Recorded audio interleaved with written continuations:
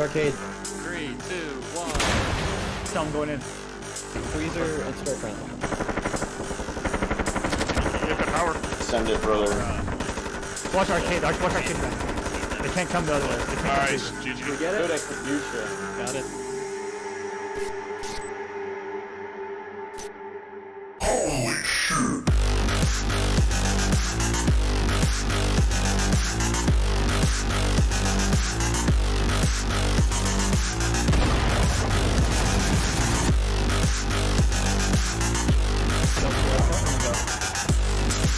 Green, we just censor office and dog, right? Yo, what? It like swings open? Dude, this is slick. I'm dropping.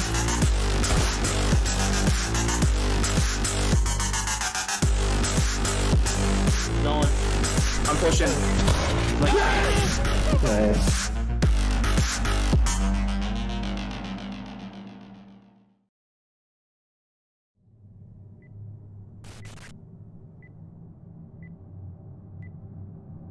Alright, here we go. Alright, what's the plan? Are we going all out? Yeah. So they could do this. I don't think that they'll try to open storefront. I feel like storefront's a big enough play. Door charge freezer, and then wall charge storefront so you can look at the front. Yeah. Okay. Who's rocking what? I'm taking extra flash just to try to see if we can finish it right here. Alright, I'm out of here. Well, they're going now. They're ready. Here I'm heading north. All right. Who's got clacker? Do we have arcade, or do they have it? We still have arcade. 3, 2, 1. Tell him going in. Freezer and storefront. Get the power. Send it, brother. Watch arcade. Watch arcade back. They can't come the other way. They can't come Nice. through. GG. We get it? Good execution. Got it.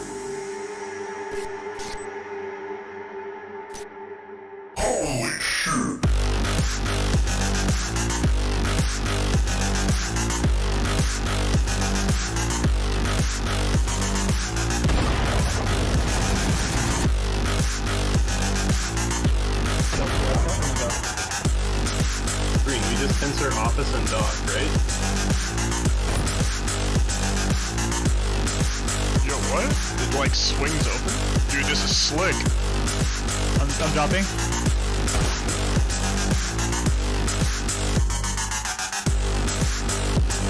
Going. I'm pushing. Nice.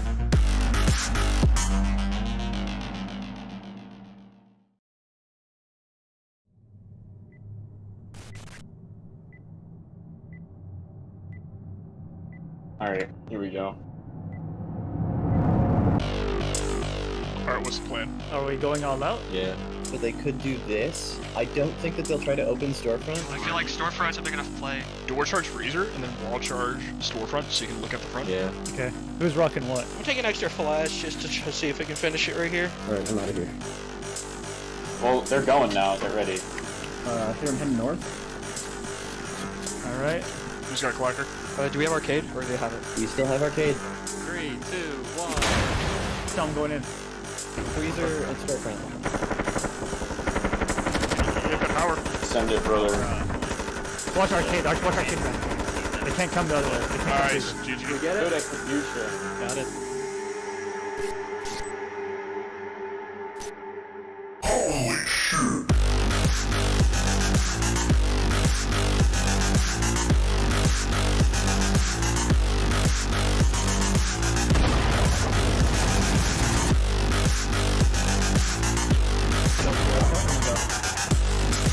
Green, we just censor office and dog, right? Yo, what? It like swings open? Dude, this is slick. I'm dropping.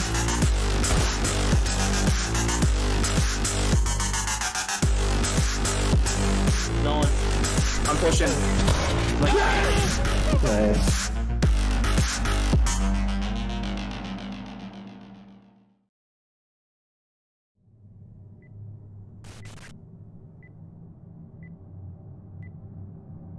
Alright, here we go. Alright, what's the plan? Are we going all out? Yeah. So they could do this. I don't think that they'll try to open storefront. I feel like storefront's a big enough play. Door charge freezer, and then wall charge storefront, so you can look at the front. Yeah. Okay. Who's rocking what? I'm taking extra flash just to see if I can finish it right here. Alright, I'm out of here. Well, they're going now. They're ready. Here I'm heading north. All right. Who's got a clacker? Do we have arcade or do they have it? We still have arcade. 3, 2, 1. Tell him going in. Freezer and storefront. Get the power. Send it, brother. Watch arcade. Watch arcade, man. They can't come the other way. They can't come Nice, through. GG. Good execution. Got it.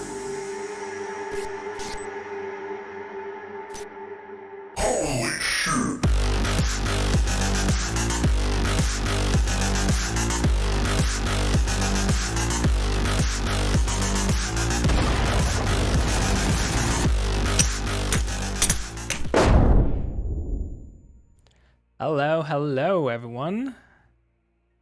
I'm TH Pine, and today I'm joined by Ben Bickle, our technical artist. Hi Ben. you doing? Hi, I'm Ben. I'm doing good. Cool. Hey, there you get a warm welcome from chat Oh. already. All right. So You yeah, don't know who I am, maybe. well, I mean, you get name dropped quite a bit by other people, so especially okay. Axum and Sandwich in the map streams. So I thought it's a good idea to bring you on because, like, yeah, people are mentioning you, and I have a feeling most people in the community don't really know who you are and what you do, or at least not, like, only have a very vague idea about it. So yeah, please. Tell us what is it what a technical artist does actually? Yeah, so I'm a Giant Enemy Crab's sole technical artist. The position kind of differs from company to company, but usually what happens is somebody in like either the art team or the engineering team at like a small company will kind of transition over to like more of a like bridge role. So a lot of what I do, I started as and was hired on as an artist, like the environment artist for the company. And over time, you know, like with a lot of our levels and environments requiring a lot of high technical requirements, like we're making a procedural level generator, I slowly transitioned to take like more and more technical roles. So I handle like a lot of little things and work with just about everybody else in the team, depending on what the task is. But I can't say that like I am the sole owner of any one thing. You know, I try and make things happen, more or less. So what would be the different things what would be some examples you're working on? What are the different things the different topics you're touching, I'd say?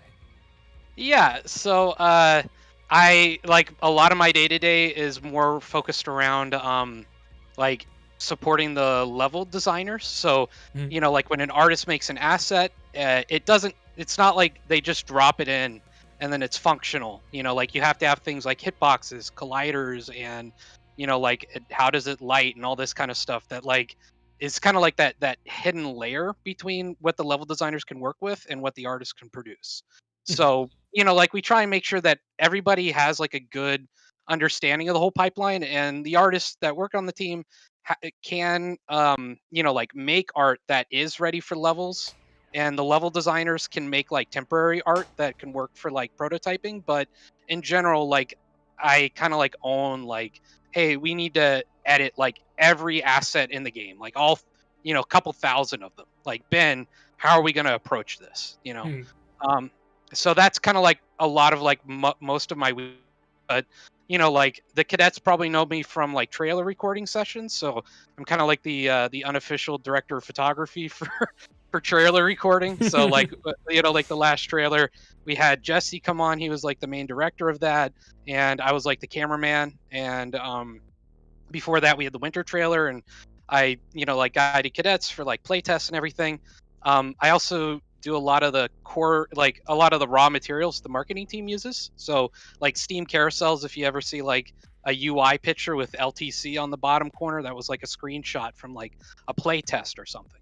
But I also work a lot with like engineers. So like when we're doing audio updates, like recently we added reverb, and I worked with Adam, our audio engineer, to add like reverb zone around the doors and figure out how to do that in a way that we could insert it into every level that has existed and will exist in the future.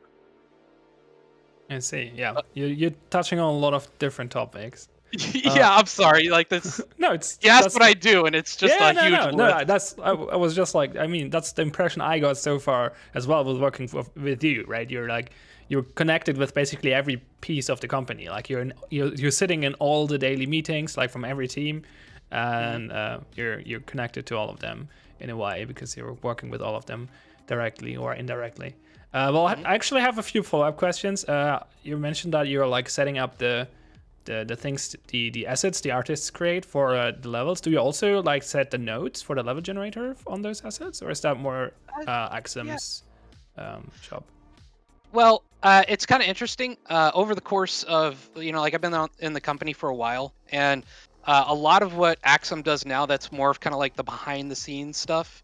I was doing like 2 years ago. I see. And there was a different kind of like a breakdown of like who did what.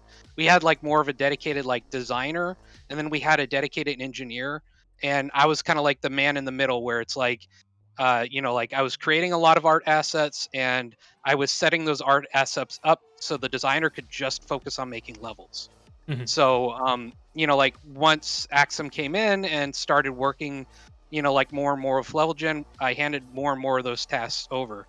But like a lot of the older like architectural design of like our buildings, like the stuff that we try and just completely automate 100% is kind of like where a lot of my contribution to level gen is. Like when Axum might say, well, like we hit the button and it gives us the first 80%. Well, somebody had to go in and make that first 80% that we could, that we could generate. So like a lot of like, like how do we do lighting? Like I'm okay. One thing I do own solely is like the lighting in the game.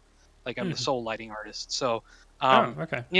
Yeah, just stuff that we try and make it to where like the level designers don't have to worry about like lighting a room. If they hit a button, it lights.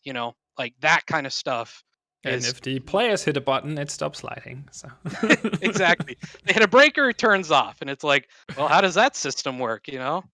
Somebody had to spec that out and build it and code it. Yeah, and you touched on like being a cameraman. You also did all the awesome promo shots for the game we have, right? Most of them, or most of them, yeah. Yeah, so. I mean, V-Man, he did a couple of the big ones that you'll see kind of like in the press kit, but like I did a good chunk of them as well. And when it comes to like in-game screenshots that you'll see on like the Steam carousel, usually we do like daily play tests as part of the dev team, and like I kind of treat that as like like we try and use every piece of the buffalo where I'll record, like sometimes I'll record without UI and actually play the game without UI and go back and like extract out stills that we could then use for like marketing, like Steam updates or like Twitter posts or anything like that. Yeah, if you have ever wondered, Ben is the one I go to when I need a new picture for a blog post, because he's usually the one who has a lot of those. So, yep. One thing I did that was like very technical artist was we like wanted to do a lot of these like really nice promo images, and we want to try and keep it using as many in-game assets as possible. But we also want to be able to like control like composition and everything, because when players play the game, what happens is people like run to the corners of a room or anything, and then you get like the gunshot, and then it's one frame is the muzzle flash, one frame is the bullet, and then one frame is like the reaction on the other side. Well, in a still image, you kind of want all three of those. So we do some of those things. It's kind of like we use all the in-game assets, but it's like we try and author those to like look good and get like the feel of what like the game's all about, and maybe not the exact like still image of like what you'll get. But as part of that, I built out like an animation baker tool where like I'll play an animation that Kevin, our artist, our animator, has done, and like have it to where he's running up and to the left and also like reloading his gun as part of like the animation controller, and then I hit a button and then it bakes down to a static mesh that then I can like pose and light and everything. Okay, I see. Yeah. Yeah, interesting. So yeah, that's the introduction. So this is Ben Bickle. We'll talk about a bunch of topics, and if chat wants to join in with any questions, that's like I don't have a fixed not like with the Q&A I did with Bart. I don't have a fixed list of questions. I have a few topics I can start talking about, or Ben can start talking about, but for the most part, I will rely on chat to come up with questions. So yeah, we can also answer a few general questions about the game, but I would appreciate if you mostly like save those for next week, and we'll focus on stuff that's actually connected to Bickle here. So if that makes sense. Oh yeah, one more thing you did right is the fan art package released recently. Yeah, that's also something you put together, and a lot of people have put it to good use already, so it's appreciated. Yeah, I'm glad that it's getting used. I love it when I see like fan art usage of stuff like like the more kind of chinsy looking it looks. I think that's kind of like what makes it really really good. Like they had this video that came out yesterday where I was about to ask if you saw that. Pasted a picture of the Crim over his face. Is like, hi, I'm Crim _0000000. It's just cracking up. That's great. Like, yeah, that was good. I love that. Like, I smile whenever I see fan art stuff. That was a myth busting video by the Survivor guy. So yes, very fun video, by the way. I recommend checking it out. It's it's very amusing. Yeah. And when it comes to the actual myths that he busted, like. When he brought him up, I'm like, I know the exact answer behind the curtain on this one. Yeah. A few of them I didn't. I was a little surprised by, but like most of them, like, that's kind of like where my job comes in. Yeah, it makes sense that the developers know most of the things, especially like someone who like you, who's like in control, or not control, but in connection with all the different parts of the game, especially the level assets and stuff. Yeah, it makes sense that you, for example, know what fits through the teller hole, I assume. And how big is the door charge explosion? Yep. I made sure the teller hole was throwable. Took me a while. Like there was like a certain scale that went from like, all right, well, here's the actual hole. And in order to get this, it's like a super trick shot. Let's fudge it a little bit. So, like I spent like a better part of a day like fudging that hole to make it like something you could do but not do too easily. There's a little of a finesse that has to happen there. So were you adjusting it and then trying to throw things through it, or what was the process there? Okay. I mean, like there's a couple of development scenes that I've built out where I could just drop a single asset in and load into that scene. It's like a white void. And like if it's something that I have like my magnifying glass on, like I can run around it, jump on it, or like throw stuff at it or try and shoot it and stuff. But I mean like probably some of the best parts of like assignments that I do is like when I get to blow up every wall charge in a like every possible wall charge spot in a store or whatever, just to see what happens. But occasionally those tasks come up. Yeah, that sounds like fun. Okay, let's actually go through some questions because chat was productive already. Will we ever see light switches? I assume Combs is talking about like the ones like regular room light switches you press to turn them on and off. Besides the breaker, that's more a design question, I assume. Yeah, I can't answer for the design. So usually for questions like that, it's if the like the lead designer like Bard wants to have light switches, then we'll make it happen, right? Right now I can tell you that there's no tech setup to have like per room light switches, right? I think probably before we'd see light switches back, we'd see the ability to shoot lights back, because that system's already kind of like, I mean, it's not 100% functional, but it's almost there. Yeah, that's what I would have like. Now I think it makes more sense to that's how I would have rephrased that question as well. Like, do we have a system in place that would make this easy or not? But yeah, okay, I think that answers that. Then actually, yeah, follow-up question to what you described with the promo shots. If you Combs ask if you shoot in 1 frame, does the bullet only come out 3 frames later, or hit 3 frames later? I don't think that's quite what you meant with that, right? Yeah, no, it is all happening on the same frame, but when I talk about that, I'm more talking about the aesthetics. So it's like the muzzle flash has like, I want to say like 3 frames of buffer, so that way it doesn't fire while the gun's up in the air. You know, like the animation plays off of over several frames.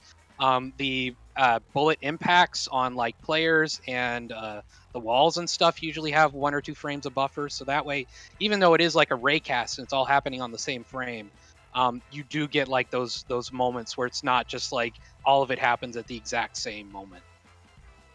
Yeah, that makes sense. Yeah, I think we don't even have like we don't have actual bullets, right? Because as everything is like hit scan anyway, but we have these tracers going off, I guess. So that's the tracer system is all like a lot of really cool tricks of the trade that V-Man's done. Like very excellent effects artist. Yeah. So he's done. He's some a cool stuff. conceptual and effects artist, and yeah. Okay.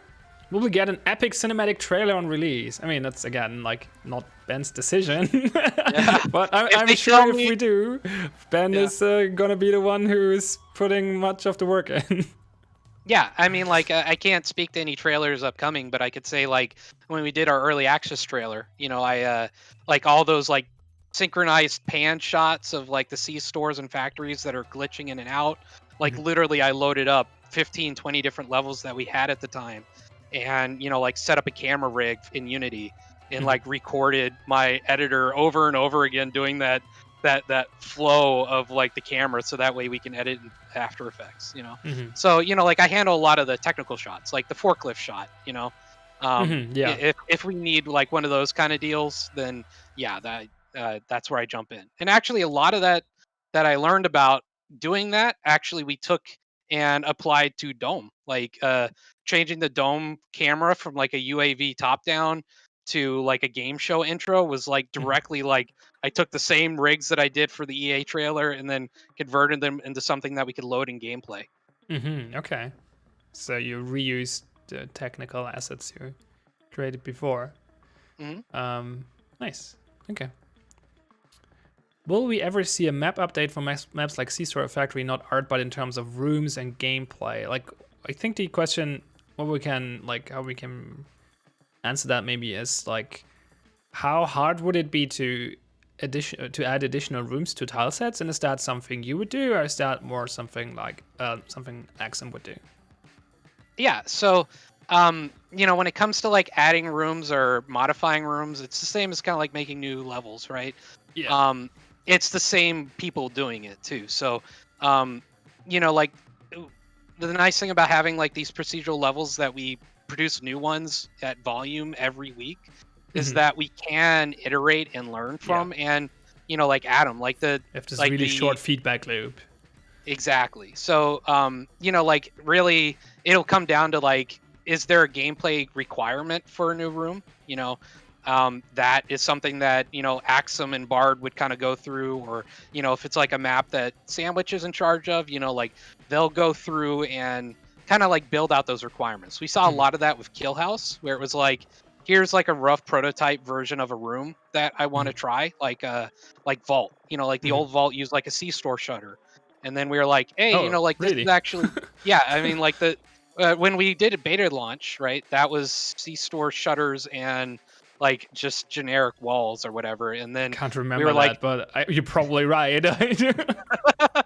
Yeah, but yeah, it's been a little while, but we took that and you know, we turned it into, you know, like its own room with its own kind of language and like a special door type. So that was, you know, a little bit of art, a little bit of animation, you know, like that was game design, and also that was like a little bit of engineering to like expand our shutter system to support a giant moving door, which we hadn't really used before that.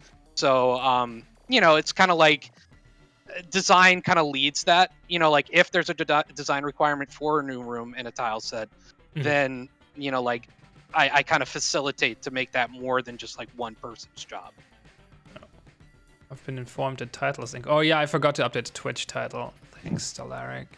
Because when I set up the stream, Axum was still doing his after hours stream, so I didn't want it to change the Twitch title for obvious reasons. And then I forgot to do it afterwards. So I'll change that really quick.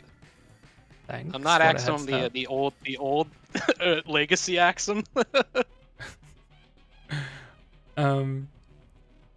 So wait, there was a. Speaking of, that's what I wanted to say. Speaking of the vault, you actually created the vault asset, right? From what I've heard. Yeah, I did the model texture, and I worked with Kevin for the animation on Vault. I did the hardened like concrete teller, like safety deposit boxes, and like the metal walls. I did actually way back when, but the floors are from Freezer, so it's kind of like a combo thing. But there were some new assets that I got to work on for that. Yeah. Because we must not forget, you're an artist after all, so you're also creating a lot of the more, I don't know how to term them, but a lot of a few assets are created by you directly and not by the other artists. Right. Yeah. When it comes to like art that I make, it's usually more stuff that isn't maybe all that visually interesting, but has like a lot of technical requirements. Like, yeah, that's a good way to put it. yeah. So like a window, right? It's like a window is a hole in a wall. It's 12 polygons. It uses 2 textures that are like generic looping textures, but windows kind of matter. Like the height of that window seal. Like how it interplays with like how players can interact with it. Can you throw a grenade around it? It's like the art is like one part of that equation. And usually like I have enough raw skill to generate a window, right? But yeah, I mean like in most of the levels, I'd say actually in all the levels I did a lot of the architecture. So like all the roofing, I guess, you could say that I did. See. Yeah. So the factories, general architecture. structure of the building. Yep. And stuff, and walls, etc. Okay, cool. Stellaric asks about your professional history. Okay. Yeah. I actually come from modding. Like a lot of the guys in the company, like started up. They come from DigiPen. Like the 3 founders are like, were like DigiPen guys. Or oh yeah, I wanted to ask. Ended up in the company anyway. I kind of forgot about that. So good point. So good time to answer that one. Perfect segue. So the founders were like DigiPen and DigiPen adjacent, right? Like the first hires were like, like literally guys that Bard knew. Like I had, like I know you from around campus. Like I like what you do. Can you work on this little side project with me, kind of deal? And I was not part of that group. I was actually I was big into like the Gary's mod and Source Filmmaker modding scene. And V-Man at like our concept artist and everything. He had like a post on Face Punch, and he was like, "Hey, we're making this game. This is like mid 2014." And it's just like the Block Dude build with some like concepts and like a vertical slice to what the art might be one day. And I was like, I love this art style. I'm gonna try it. Like at that time I was doing like contract art for like a lot of Source Filmmaker projects. So like trailer work for like there were a couple games that did Source Filmmaker trailers, and I was also doing like a lot of just stuff that I'd release out to the mod community. But yeah, I tried to actually model some stuff in the art style, and the floor fan that you see in C-Store in the offices was kind of like, I made that in my free time, sent it to V-Man, was like, hey, if you're looking for an artist, let me know. And he sent me a message back. He's like, yeah, we don't have any openings, but I'll keep you in mind. Months later, he's like, hey, we just got an opening for an artist. Do you want to give it a try? So I did like an art test. I talked to Bard, and I started as a contract artist in like January 2015. So it's been like 6 years. But yeah, before that it was all contract and modding. Yeah. All right. been a while. Definitely, this game is has been in the oven for a while at this point. I mean, it's kind of out of the oven now, I guess, but we're still still working on it. Right. I mean, Working we're in on the early topping. access, you know? Yeah. So, Combs asks what it takes for the new tile set to be made from a technical side. Oh, What is like? I guess there's like the design part of it, right? And there's the art part of it. But what is required to put in from the technical side to make it work? Yeah. So a lot of the things that I focus on when it comes to creating new tiles are like the kind of setting up the background scene, and not just the level, but like what we kind of like internally call the mid ground. If you've watched like a mapping stream, maybe Axum or Sandwich is mentioned like the mid ground. That's really not like an industry term. That's like local jargon that you know, like we kind of came up with, because what we found is like, you know, we have to make these levels and bake them and, you know, like do all this stuff for each level. And, you know, we kind of need like stuff like the ground to bake off of. So it's like, you know, like you have a street light, you want that street light to hit the ground, you know, like the light to hit the ground and bounce back onto the wall, or else the building's going to look like it was just plopped there, you know? Yeah. So, you know, like a lot of the stuff that I did when we were first kind of designing how this game was going to look was, well, we can't just have like a background scene that you load just the building into. So I created kind of like this mid ground, you know, it's not a background, it's not the foreground. Yeah. And it's like you know, like streets or parking lot, or, you know, like just the bare minimum that we need to get like the lighting and, you know, like additional outside cover for, but not like all of the background scene. So you know, like that's kind of like the technical consideration that we have for it. It's like, what's the mid ground? What's the background? How do these two interplay? You know, like what's the lighting scenario? So like daytime versus nighttime, you know, what direction is the sun going to come into? You know, like Kill House, we designed the sun in such a way that, you know, like it more or less completely lights the level, you know, and that's something that we spent some time looking at and figuring out, you know. You know, if you look at in Dome, conversely, like there is sunlight coming in, but it doesn't touch the gameplay level, because if it did, then we would have to bake the sun and every shadow caster between the sun and the level into the scene. So like there's a huge cost to that, because like those surfaces, even if they're not even being drawn, like they get baked, you know. So it's like size on disc considerations. So, you know, like the interplay of like light and dark, you know, that kind of stuff is kind of that, you know. Are we going to have like UAVs? You know, like we made some last minute changes to Dome, moving from a UAV to like a turret deal, but that's kind of like where, you know, like what direction is the UAV going to come in from? And, you know, like before that was just like a straight, you know, like, well, it's just going to be the UAV, but now we had the ability to do a bit more with that. So those are new questions coming in as well. I see. Yeah. Does that answer the question? I think so. There's just a bunch of technical systems, obviously, that have to be put in place, and yeah. If not, Combs can ask a follow-up question, I say. So Snarms asks, did you break the lights on factory maps? I think what they're referring to is there's currently a bug where sometimes on factory the lighting doesn't work properly. Do you know what's going on with that? So we moved lighting to a different button. So like for the level generator interface, I don't know what you guys see in the streams, but like it's at least on XM streams we see that usually. Yeah, a bunch of different. I think Sandwich buttons. has it on a different monitor, but on XM streams we can see those. Yeah. So you got to go through and press all of the buttons, you know, and it's really because of the way that we split out for like the map view. Lights don't show up from the top down, and because lights don't really represent, like they're not really visible. You can't tell if a level's properly lit until after you've spent the time baking. It's very easy to, like, if you mispress that button or you don't press it, then you won't know until like a day later when the level's baked. So, you know, like there's a lot of buttons, there's a lot of steps, and, you know, if you miss that button, then there's no lights in the level. You know. that's kind of how what happens. You know, it's I part of think the that's- QA process. I think that's one of the problems. I think there's another one though, because there's one that doesn't reliably break. Like it's not just that the map is broken; it just like sometimes breaks for some clients, not even all of them.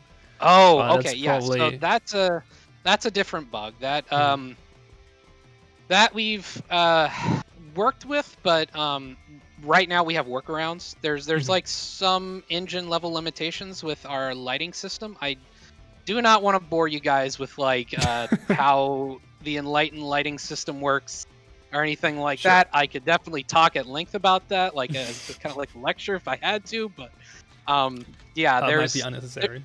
yeah, they're a little out of depth. But basically, like if the lighting doesn't load in time, then it won't load at all sometimes. So we have some workarounds to try and reload the lights, like the light maps, several times during like the execution phase, like during the planning phase and execution phase. But we don't like if you miss that, then you know, like there might just not be proper lighting. Yeah. Okay. I see. It's a bug. It's a bug. you Yeah. know? We'll fix it eventually. Yes, it'll get fixed. Like Mm. again, that comes down to like size on disk and you know like figuring out how small we can make these light maps and stuff like that. You know, so the bigger the levels get, the harder that becomes. So it's all kind of like a push and pull kind of deal. Mm. So Donald asks another design question, but I think we still can touch on the topic. Will we ever see a revamp to NVGs and how we see through them? I assume NVGs is something, since you said your own lighting, something you were in control of either as well, or you created how they work. I mean, I did the post effect stack that you see when you turn on NVGs, and actually yes, I will say that we have plans to revamp the attacker NVGs.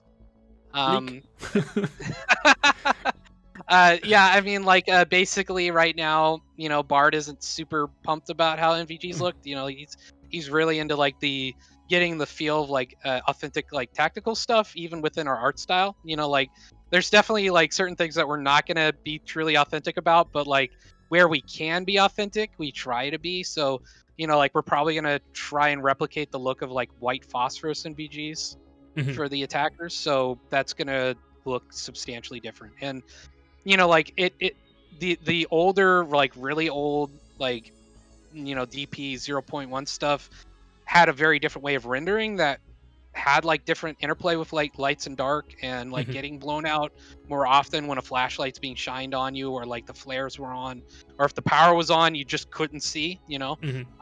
So I think we'll probably try and return to that and make it a little bit more meaningful to be using the NVGs. Yeah, so you actually are at the disadvantage of using them in the and get like get a flashlight in your face or something like that. Right. Sure. Okay. Chat is scrolling up, but I kind of don't want to miss out on the questions above. So don't worry, guys, if you don't see the question on chat on the stream I'm reading. I'll scroll down to you eventually. I had a QA stream once where I was following that as well, and it did end up with me being like 7 minutes behind actual chat or something like that, or even more, I believe at some point. It was pretty ridiculous. But I think we are not in that there quite yet. I mean, we have, since you're answering these questions, a little bit. I have a hard time answering with like a single sentence. No, like, that's fine. I think that's good. I'm just like, it's different to like these are only a few questions, so I don't have to scroll up much, but we're taking more time with these questions. Back then, the situation I was referring to was like a lot of questions. I was going through them rapid fire already, but still couldn't keep up. But anyway, back to the questions we have on hand. I lost my scroll now. What was it? There we go. I think I can answer the next one. Are you already working on assets for the customization system? I say that's a clear no. Right? We're not working on customization yet. That's still too far out right now. Just in the future. Yeah, it's coming. Not top priority right now. Rock and Tribe on YouTube is praising the latest trailer at some point. Good job, thank you. Thanks. We're pretty happy with it as well. Yeah, definitely. That is, I pretty- assume they're pretty- referring to the Dome trailer, but Yeah, I hope so. I mean the early access trailer is also cool, but I think that's not actually that was done externally, right? We did I it. think. We did it with an external Corporation, I director. guess. Yeah, Yeah, an okay. editor. Our publisher helped out a lot with that one. Yeah. Okay. Will you guys be adding a fire blanket for a tech site in the future? Oh, that's interesting idea. More of a design question. I mean, maybe we'll have some counterplay to Molly's at some point, but nothing I could like confirm yet. Yeah. Snarms asks you if you have any experience in cinematography before. No, actually, I went to school for computer engineering. Mhm. I actually know how to program, but like low level stuff, like assembly language and I see. yeah, I have a follow-up questions to that one, but please go ahead first. it's been a little while. Like I spent a little bit too much time modding and doing art assets in college. So like I did okay in my engineering degree, but Mhm. no, I don't have any formal training in art or cinematography, but Mhm. I have picked up like photography as a hobby. Mhm. So like I don't know if you could see it back there, but like my shelves are covered in cameras. Mhm. Yeah, you just mentioned assembly programming and stuff. Mhm. Did you by chance ever play a Sectronic game? Sectronic, no, I haven't. No. Sorry. Oh, that's I unfortunate. mean, like, yeah, it's been a little while. Like, I kind of moved away from like the whole engineering thing after I got out in the workforce, and it's just like, I'm gonna respec. You know? It's just I personally very enjoy basically Well- every game Sectronic puts out, so I recommend checking them out, especially if you're interested in assembly programming, because they have a few programming puzzle games that are Oh, nice. interesting yeah. in that regard. But yeah, I mean, like, I guess the question is, like, is it x86 or MIPS, right? I have like, no idea, because I have no idea about assembly programming itself. I only can do fake programming languages by Sectronics. I'm not fluent in any other ones. Like any real ones. It's interesting how much different like video game programming is to like low level programming, because like when I was in college, I was interviewing for like RAID controller level programming. Like we need to send like this register of data at like this speed kind of stuff, Yeah. just not at all related to like No. real time rendering or any of that stuff. very and it's different. just like incredibly different. It's like Yeah. a whole different language, but that's kind of trite for saying about programming. It's a different way of Absolutely. thinking. Yeah. Here's a fun question from Donut. How correct is Red's lore in your head canon? And he's referring to Red Commissar's lore posts, I guess. I mean, so when it comes to like how the like the character of the game comes out, like I've never really been super involved in like the character design stuff or like like the overall design stuff, but the world design is something that I've personally been highly invested in since I started working at the company, right? I love reading Red's posts. I can't speak to if they're accurate or not. Like I might have internal conflicts with one or two little things here, but like I think it's always interesting to see what like what he writes up, because it is fun. It's just might not Definitely. match kind of like what we're internally trying to tell. I mean, I think in a lot of regards it's going the same direction, but obviously the details differ a lot because well, different people come up with different ideas. So, and since the game is not very concrete about, like, not very specific about what the lore is, and it's more very subtle in the background. It's definitely not like we have every single thing planned out in like a lore Bible or anything and like even that. the things we have planned out are not communicated in a lot of way, or not very directly, at least. So. Well, this is a multiplayer tactical shooter. We to plug in the lore that we can when we can, but it's not exactly like like that's like the main focus of the game, right?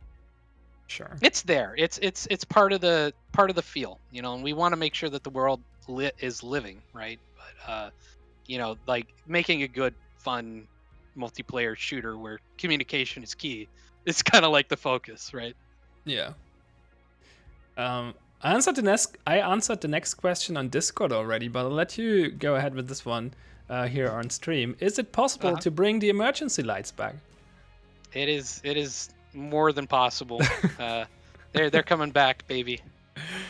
Very soon, I believe, actually. Yeah, right? emergency lights, like they got there were like, like when we did the refactor, there were a lot of things that we had to cut, a lot of things that we had to shelve, a lot of things that we just had to turn off temporarily. And E-lights has been in like that third category of like, we'll just turn them off for now for months, Yeah. But we literally flipped the switch, and I mean, I've been, like a lot of what I do is like I maintain like stuff that comes out, so it's like, making sure that everything is functional. I've been, since E-lights got turned off, I've been making sure that our levels still work with emergency lighting.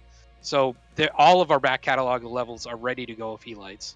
Yeah, so E-lights coming back. Nice. E-lights are coming back. I can give you another sneak preview on that one. When E-lights come back, body lights will be gone. So maybe that's what I heard from Vince, at least. Okay, that's what Vince told me. So I'm down for that. I've never been a huge fan of the body lights. Like they're just this little cone that sticks out of your chest. I need to remember that they're actually there. But when I do, it's actually useful. But yeah, it's E-lights will probably make them pointless to a degree, at least. I mean, what's different about the E-lights from like early beta stuff, like the old version of E-lights was like, we just bathe everything in this soft red, right?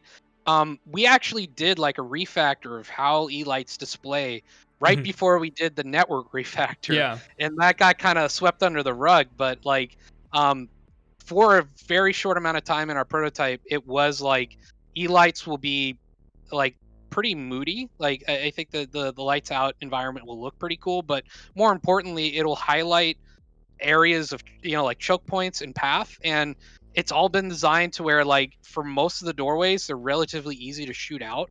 So an like an attacking team that does want control of darkness can focus on shooting out those lights, and those lights are destructible right now. So like when that comes into play, if you're doing a lights out play, you can focus on shooting out emergency lights as well. Yeah, and should just be clear about this because someone had a follow-up questions to that. So the new E-lights will be in the state they were like the short duration you just mentioned before the network refactor. So they're turning on immediately after the lights go out, and they will not go out again. Like they don't have a timer or anything like that. So you don't need to camp the breaker and to recycle it or anything like that. But you can shoot them out, as you just mentioned. So that's how they work, and they're coming back very soon. So yeah. I mean, like, all those systems are definitely, like subject to change. Like those are relatively easy to adjust, right? Yeah. But at the moment, yeah, I mean, you turn off the breaker, the lighting changes, Yeah, that's what we have. What is coming right now. That might obviously, as you said, changing in the future, but for now, that's it. Yep. Stellaric asks what your favorite cameras are. Okay. Well, you asked. You're gonna hear it. I shoot with a Fujifilm X-T3 right now. Actually, there's a couple guys in the office. Our UI guy, David, he's also a Fuji guy. And before that, I was using Nikon as my daily. And I have like a lot of film cameras. So generally, what I'll do is like before the lockdown stuff, I was about every month or so, I'd get like a new really cheap film camera to shoot with. And after doing that and rolling through a couple dozen rolls of film, I focused on Minoltas. I love Minolta cameras. They're really old. Like don't. I have no idea about cameras whatsoever. I'm not a photograph guy at all. So hold on, Canon is just better. Gonna nod and smile while you talk about it. Come on. Okay, well, you can shoot on what you want. Okay, I'm a budget shooter, so like. One of the reasons why I switched to Fuji is because like I can adapt all these old film lenses that cost like $30. Okay. Yeah. I see. I mean, if I do shoot photos, I do them with my phone, and look at the camera of my phone right now. That's not gonna go well right now. So still need to replace that. photography for most people. I just do it as a hobby. You know. Yeah, but this one is broken, so that's not really a thing. Well, I need a new phone anyway. I could recommend I'm a just few still little waiting for a point release. shoots. You know, give me a budget. I could give you a good camera. I see. I mean, a good camera will not make my photos look better because I'm just not capable of taking good photos. But that's on me. It just takes a little practice. Probably yeah. Someone asked you about reticles. Do you work on reticles at all? Is that something you've touched on? I have not personally touched the reticles. I work with the prefabs that have reticles, and back when we were focused on like art optimization, I worked with Jesse, who redid the reticles. Yeah. Okay. So yeah. I assume you don't know if we're happy with the current design or want to change them or whatever. I mean, like, the nice thing about the reticle system that it is easy for designers to go in and adjust. You know, like a lot of the art that, you know, like I might work on when it comes to that kind of stuff, it's just like, here is your, you know, like what you can work with, you know, but I don't make like the final decisions. I try and make it very easy for other people to make, you know, like the gameplay or, you know, like you know, art decisions. So yeah, can't speak too much about the design of reticles.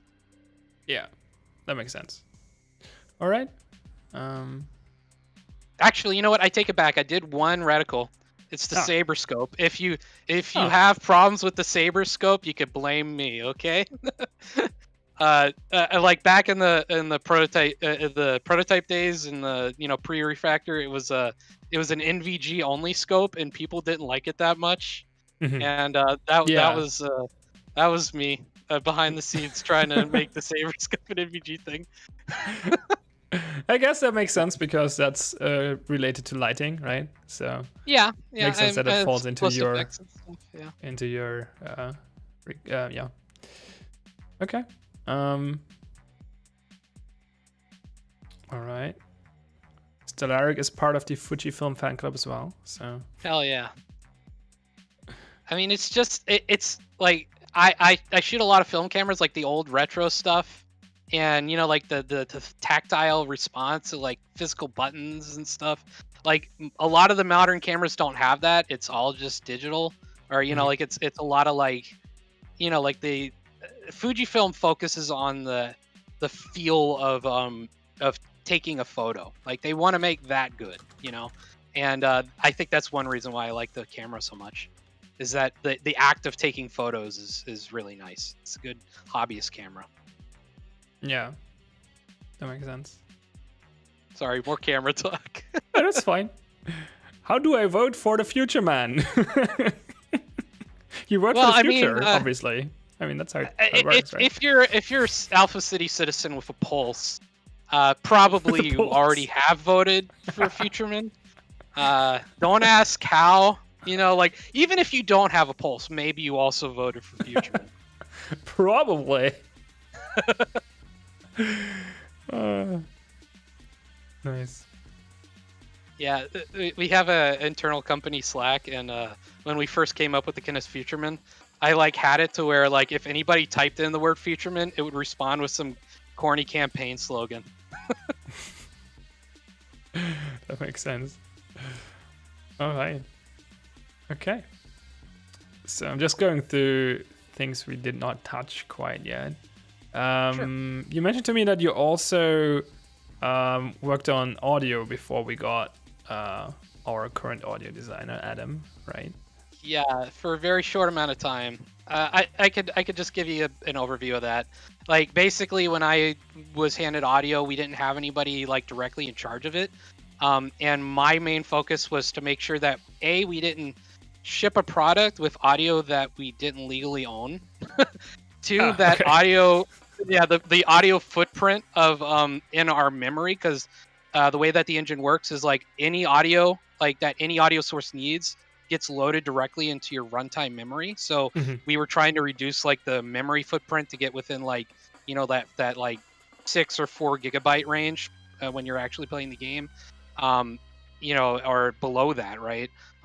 And we had a lot of fat there that, you know, like a lot of like compression, learning like what kind of compression we can use here. Cutting out, cutting down individual sounds.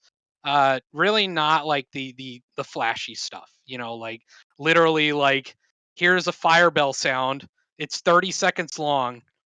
It's going to be painful to listen to, but I could cut this into a 1 second loop, or like a half-second loop, and it will take up this much space and not this much space. So that was kind of like the main focus, and the other one was the audio system we had didn't function with like the refactor. So like with it was mostly functional, but it was quite expensive in terms of like runtime performance. So we built something really simple that we could ship with, and I mean, it was not designed to be like robust, but it was designed to be something that we could put out. So and like a baseline for an audio designer to come in and make substantial improvements to. And that's kind of what's happened with Bulk. He's come in and he's started to like bit by bit fix the things that were broken in refactor, and also substantially improve the stuff that we shipped with. Yeah, he's working hard on a lot of things. Yeah, and that guy will come works, to man. fruition eventually. Yeah. Why does No, go on.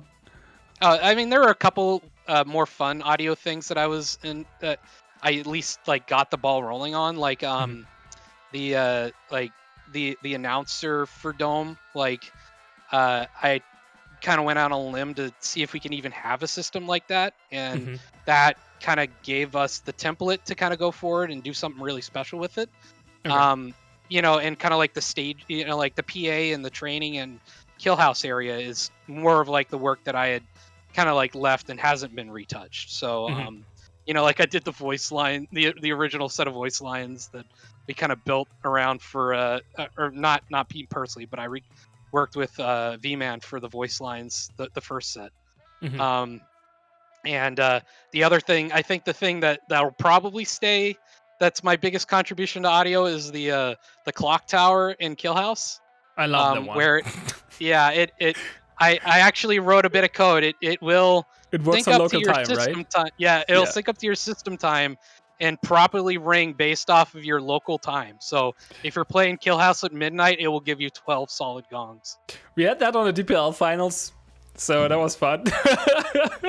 Yeah, no, I watch a lot of DPL streams, and then I look over, I hear the clock, and I'm like, oh, that's a 3-minute delay.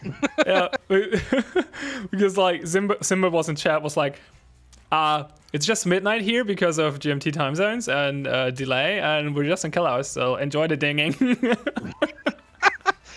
Yeah, when I wrote the function for that, the actual amount of time it takes to hit all 12 bells is longer than a minute, and I'd set it to like recheck the time every minute, so it would go through and like start over, and then it would queue up. Yeah, so it was just like an endless like ringing of bells. Oh no. Yeah, when I noticed that the first time, my mind was blown. Like, wait, is that actually synced to my local time? Oh yeah, it is. Nice. I know it's not technically cool. Network synced, but like I guess it's just using your local time, but that's enough. So, yeah, but that means actually that different players will have different amounts of pings, right? So, yeah, could be a bit weird, but. Yeah, I mean, I tried to make it to where it doesn't impact gameplay, yeah. Yeah. Why does the UAV go eee? That's actually... Was that before you... I remastered it. Okay. Like, the first guy to do, like, the foundational audio stuff was Bard. Yeah, and I remember that. He defined a lot of, like, the audio in general, and when I took over, I tried to make sure that we were staying true to kind of his initial vision.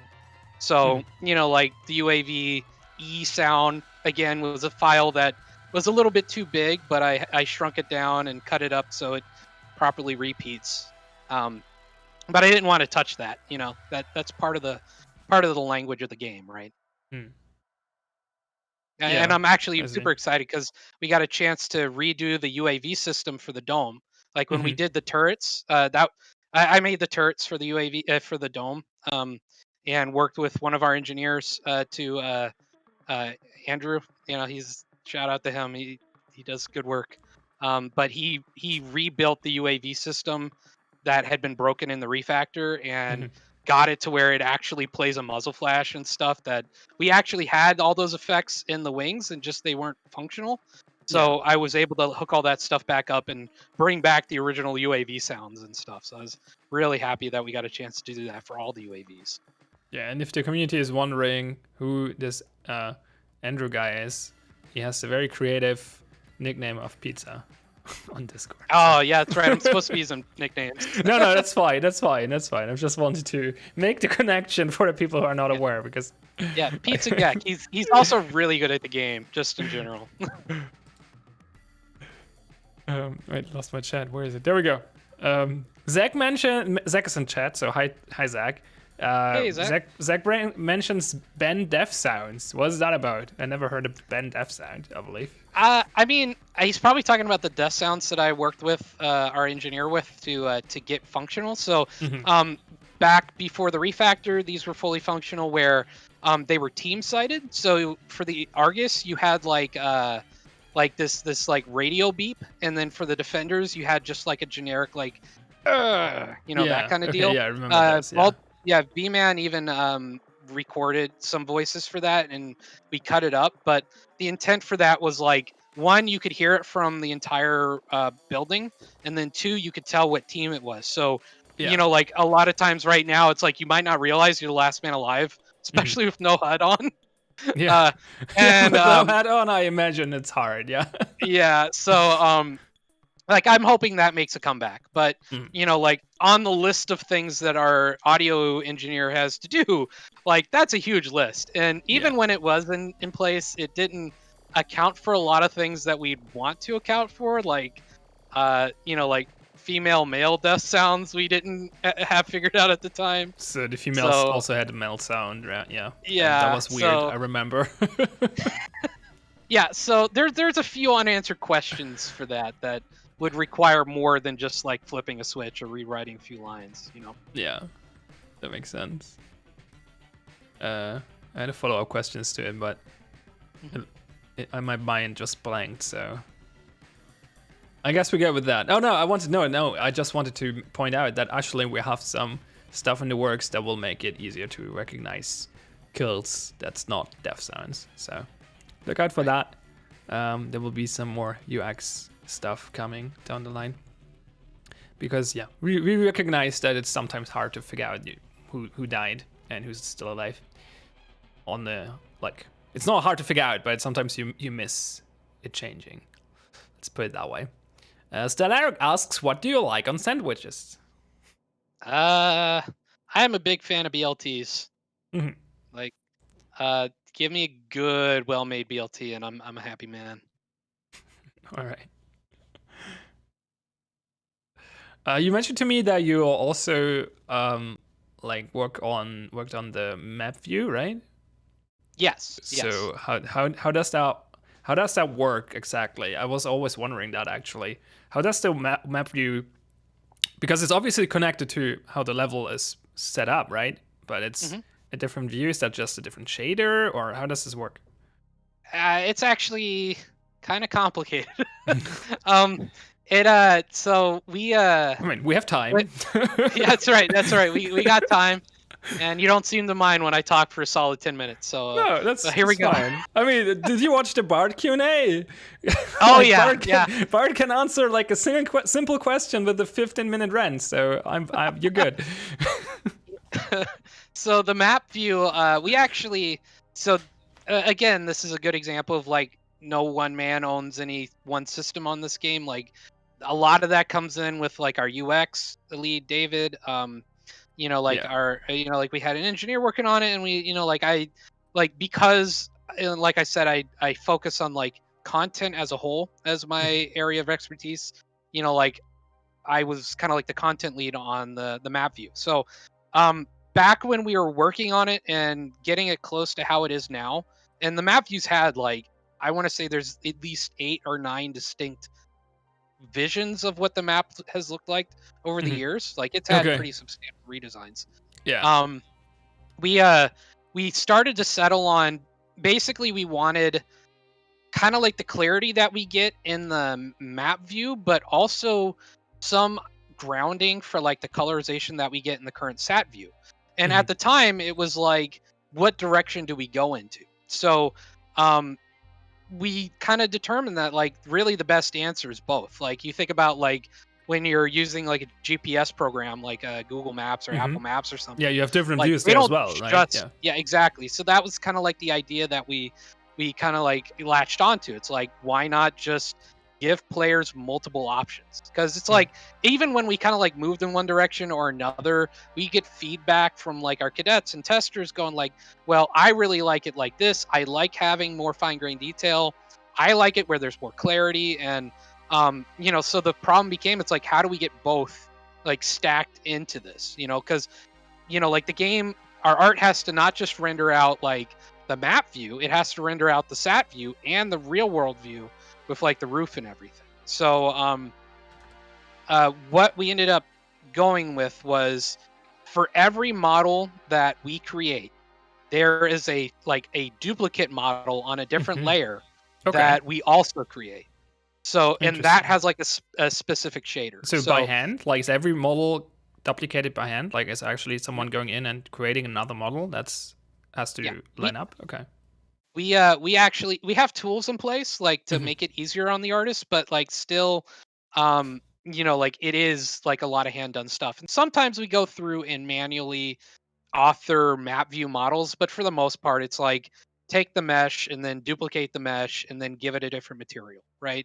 But that's essentially how it works. Like there's stuff that will never render on either view, like roofs, you know.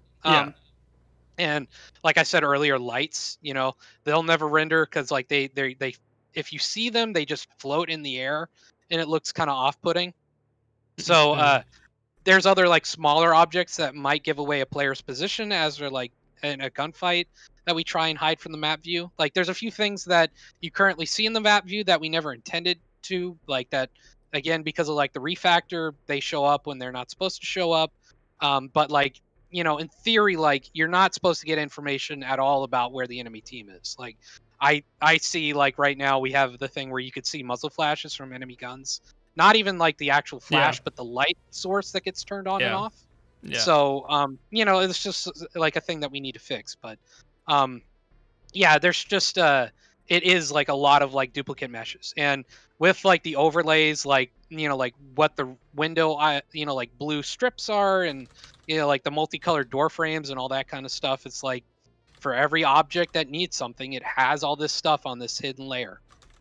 So authoring something like a door might seem simple. It's just, you know, a cube with, you know, that's on a hinge, but really it's, you know, like 6 or 7 different gameplay systems that are kind of like hitting each other and have considerations, you know, and the map visibility of like each object does come into play. And, you know, like for some things it gets a little bit more complicated, but for the most part, it's just a top down kind of deal. Okay. Yeah, interesting. Stellark asks if we can zoom out the map even more, because I think with the latest patch we increased the zoom by 15% or something. But apparently that's still not enough, so we have some huge maps. Yeah, so like every time we seem to pull out that value, the maps just seem to get a little bit bigger. It's like a goldfish. How that works. It'll grow to its surroundings, you know? Weird. So yeah, it's something.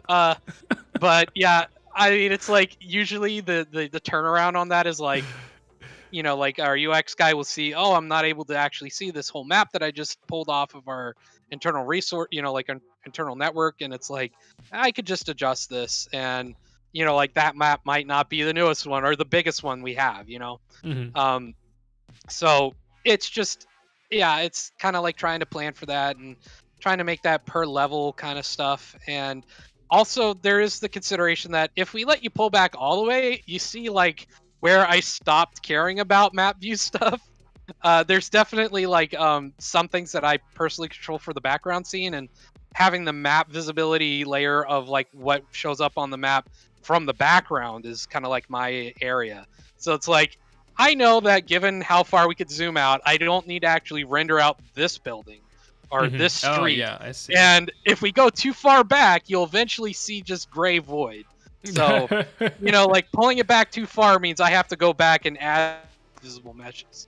Oh no. Yeah. Okay. Yeah. So that's that question was more related to you than I thought it would be. Interesting. What is your favorite type of crab? I'm actually putting too much thought into this, aren't I? You are. Like My yeah, go-to answer to that is giant enemy crabs, but I like Alaskan crab. Like I grew up. Okay, well I grew up in the South, like in New Orleans, and we're big into seafood down there. But I moved up to Seattle in the Pacific Northwest, and they're big into like this Pacific seafood, and it's a different beast. And like, I mean, they're both good. It depends on how you cook them, but like a giant Alaskan crab, is you can't beat that. Okay. A little bit of butter, salt and pepper. They look pretty scary, if I might say so. I'm just looking at pictures. Well, I mean, when I say crab, I'm like, I implicitly think that you're talking about crabs that I can eat. Yeah. Fair enough. Again, so the answer to what is your best, cuisine. what's your favorite type of crab would be the ones that taste the most the most delicious. That's right. Hey, we're top of the food chain, okay? That's fair. That's fair.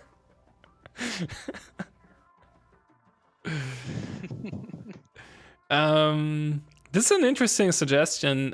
Someone asks if we could add like the I assume that's something you have set up as well, right? The UAV scene at the start of the round where you look through the UAV. Mhm. Is that something you have set up? I mean, like it's something that I can address. Okay. I didn't do the initial setup for it, but I see. know all the little knobs and Mhm. things to turn. Well, they ask if we could add as like a third option to the map and the set view, also have the drone view or UAV view. Would that be technically possible? I mean, it would be possible, right? For you to like go back to that intro view, but like, what does that give you? Like for the amount of effort that it would take to add like another button and then, like switch the camera to that view, like aside from looking cool, what kind of tactical knowledge do you get from that? I think the only thing maybe that on comes Kill to House mind it would give you a little bit too much tactical knowledge because then you can see players. Yeah, that's. Oh yeah, that's a good point. I mean, on most maps, it's not that useful because of the roof, right? On Kellos, seeing players would probably be a no-no, but I think it would actually be, on Kellos, besides the players, it would actually be kind of useful because you can see the rooms from different angles, because it like rotates around, right? So because that's always like a nitpick I had, or not nitpick, but a thing I have personally recognized, especially when we did the 2-floor tests back in the day. Part of why it's hard to, or it's something you have to learn to make that, to figure out how the map actually looks in 3D from just a 2D perspective, is because it's a little bit harder than it could be because we cannot change the angle, right? We can only look at it from straight down.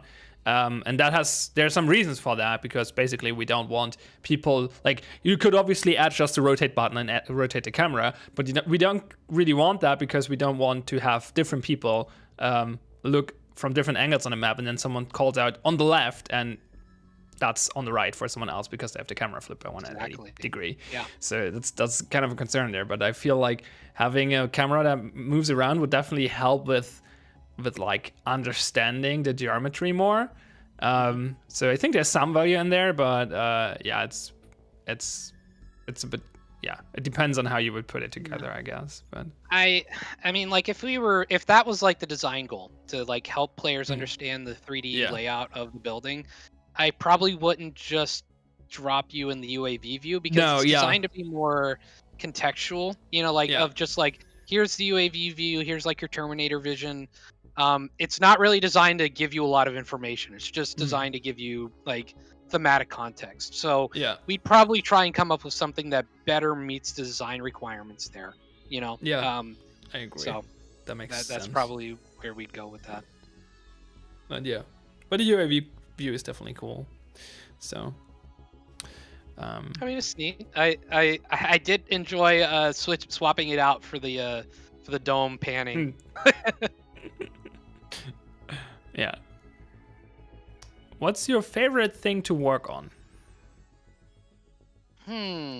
I still enjoy working on like a kind of a meaty art task. You know, like as kind of a change of pace, because a lot of what I do day to day is a lot of like you know, addressing bugs or dealing with like a systemic issue. Like, oh well, you know, like for whatever reason, hitboxes that were thin are now coming up as undefined, and now they have no densities. You know, go over 1,000 hitboxes and Or figure someone out decided why. it's now, or someone has decided it's now possible to place barbed wire on fans and blow them up, and it doesn't that's destroy the right. barbed wire, right? Yeah, oh yeah, exactly. It's like, oh well, you know, the height of like, you know, the barbed wire were fine when there were catwalks, but now that it's like these shelving units and they go like just like this, right? You know, now the barbed wire's just below like the area where it get blown up. You know, like that kind of weird stuff that it's like we don't know why this is happening. It's related to art or content in some way. Can you figure it out? You know, like a lot of detective work kind of stuff. Is kind of like my daily, but it is nice to switch pace back to like we just need a cut up you know, landing craft from World War II as a door. Can you spend 4 days like making a model and a texture that looks cool, and it's like there's no hard design requirements, it's just like just make art. You know? There's some satisfaction to that. But what's interesting is that, yeah, there's other things that I do that give me that same kind of like level of satisfaction. Like, you know, like on the engineering side, you know, seeing a system that you wrote work in every scenario is really rewarding.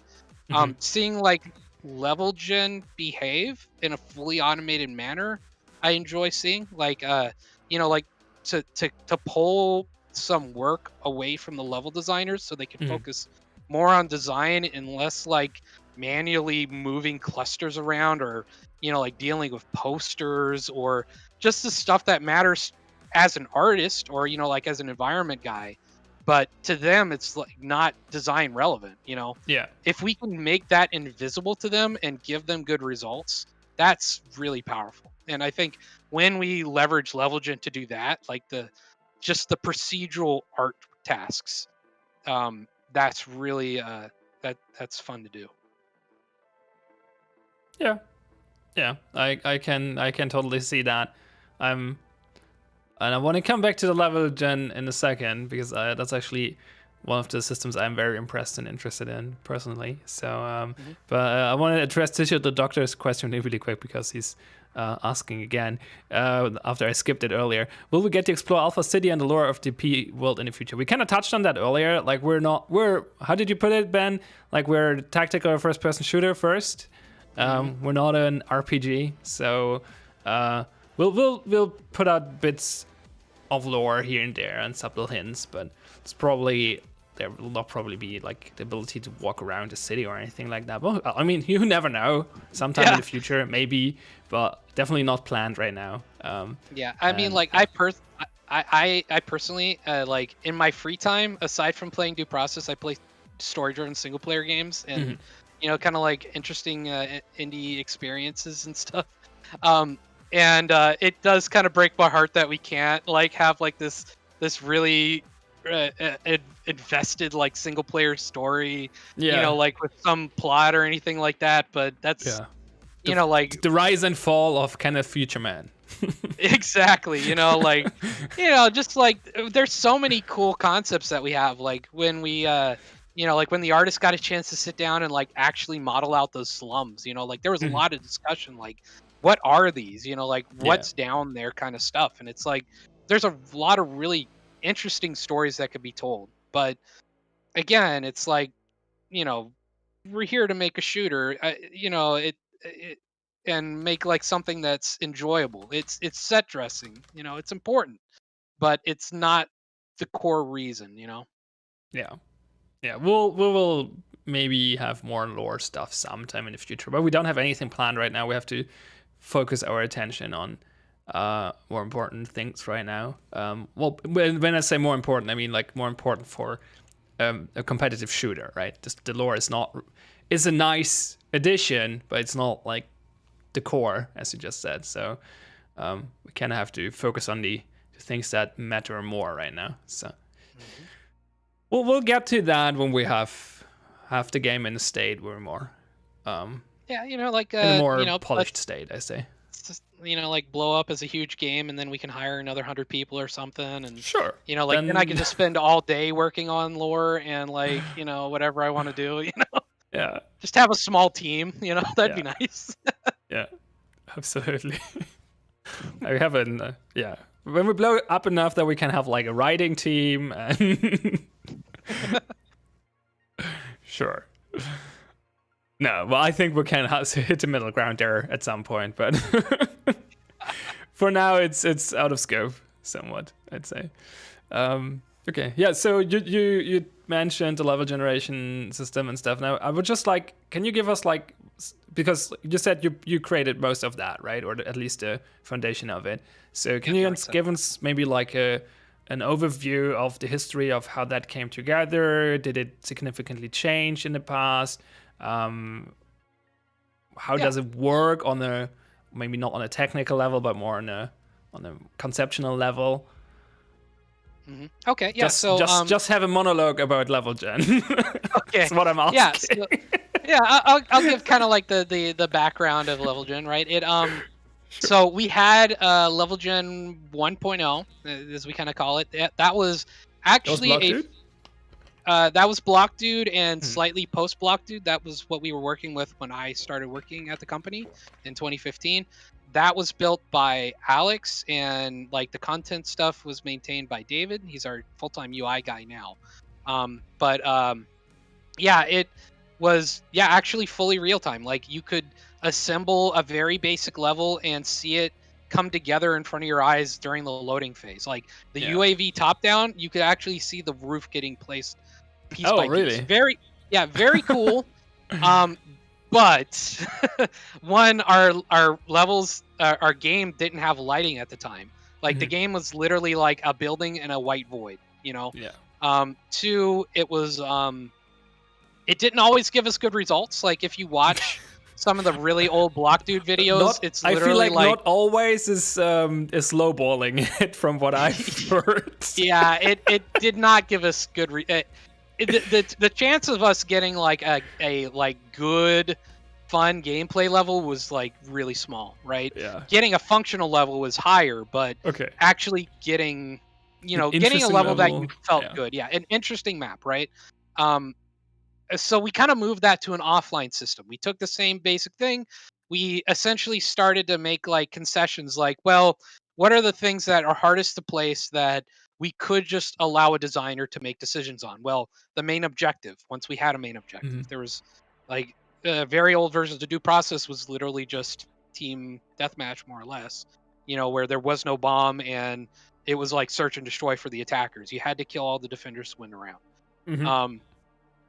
But once we had a main objective, that was like that anchored our levels, where it's like place a main objective, kind of like make a decision as to like what the flow of the levels are going to be, place the doors based off of that, place the thin walls for the exterior. At the time, like wall charges were like an additional door, Yeah, we had specific walls that you could charge, right?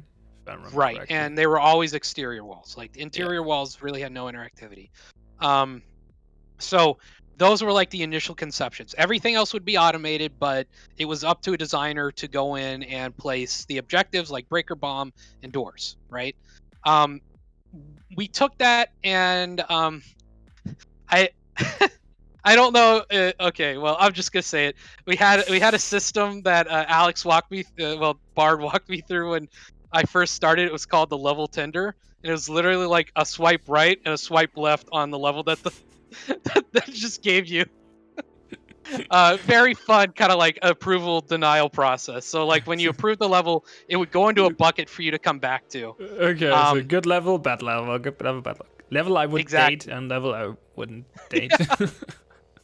Yeah, so that was kind of like the fundamental of That's of great. how our so yeah, it kind of evolved from there. Like basically, kind of like with the game as a whole in the network refactor, we had kind of like another pass where like we just need to scrap level gen and rebuild it from the ground up with the lessons we've learned. Yeah. So that happened, and about that time we went to a full-time company. Like it wasn't just guys in their garage. Like I got hired on full-time and got to move up to Seattle to work on the game, and like I was adjacent to that process for the start of it. David was still working on the content. Oh, wait, my Discord just died. Reconnecting. Hey, There we go, I hear you again. Yeah, my Discord just reconnected. I don't know. Decided to crash out or something. It sometimes does that. are we live? Yeah, we're live. Just the stream is fine. Sorry. We just didn't hear you for a few seconds. Okay, cool. So just back up. Yeah, 2 we had sentences, we should be good. So we rebuilt level gen from ground up. We had David and Ryder at the time working on it, and David got focused on full-time UI, and I took over all the content side stuff. So a lot of that was going system by system and going like, what do we need to get this functional? Like walls, like each room we want to have its own wallpaper, we want to have its own flooring, we want to have it spawn its own props, and like we spec'd out the system, built them from scratch, and like built content for that. So it was like system by system, thought by thought, process by process. Like, how do we light a level? Well, we need a reflection probe, we need light probes. Let's figure out where we want to inject these into the process. We came up with the concept of like a tile, which is like the like a like an Oreo cake of a room where it gives you the floor and the ceiling, and then you place walls, and then from there you place cover, and then the level designers place doors, right? So it was just like over and over again, like deeper and deeper kind of stuff, and more complex. But that was kind of the foundation of it. So again, we kind of like we had a lot of discussions as to like, is this something that we want to eventually go to like full automation for, or is it something that we want to go to make it easier for a human designer to go in and edit things for? So what we ended up deciding was, like full automation is something that maybe we can achieve far down the line, but in reality, making tactically interesting levels is going to cost us a huge amount of engineering resources, and we could easily have a level designer or multiple level designers come on and just do the parts that are difficult for a computer to do, bordering on impossible, right? So that's kind of like where the job of a level designer came in, so that's essentially like the traditional role that Sandwich does pretty closely. But we also have kind of like, we take the lessons learned when we're making levels week to week and then try and plug them back in the level generator in terms of like new clusters or different room shapes. And, that way the level generator gives you something better to start out with, reduces the chance of you just throwing a level out completely. So that's where, like a lot of what Axum does, like not just making levels, but taking the lessons learned while the levels were being made and then pushes them back into the system. So that way the level generator is more, like better at its job. Yeah.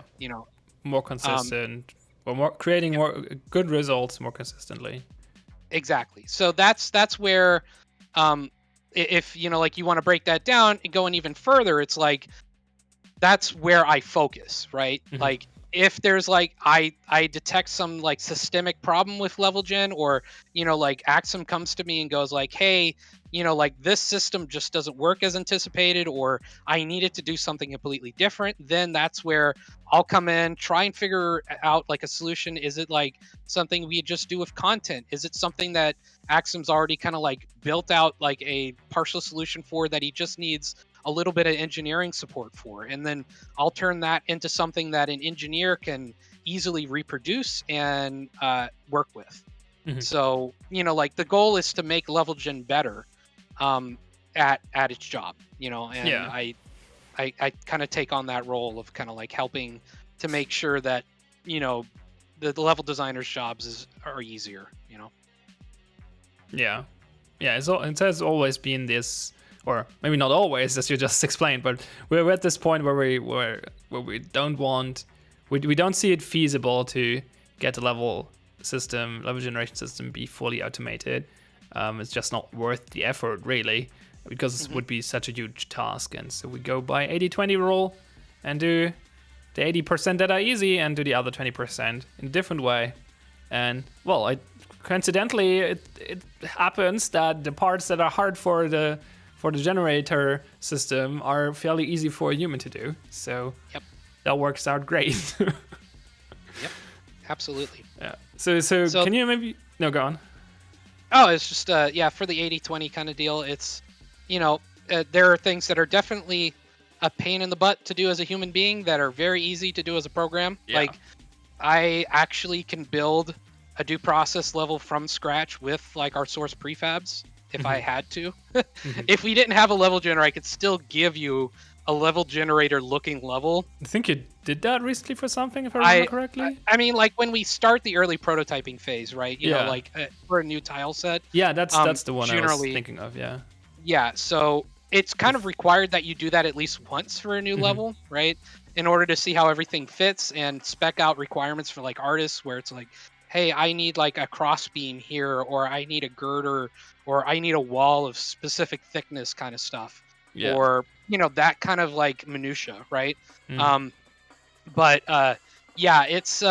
It takes a while. Like if you ask me to make a factory from scratch, doable, but that's 8 hours of my life like gone doing something that our system could do in a few minutes, Yeah. Yeah. That's yeah. And- that makes a lot of sense to automate these kind of things.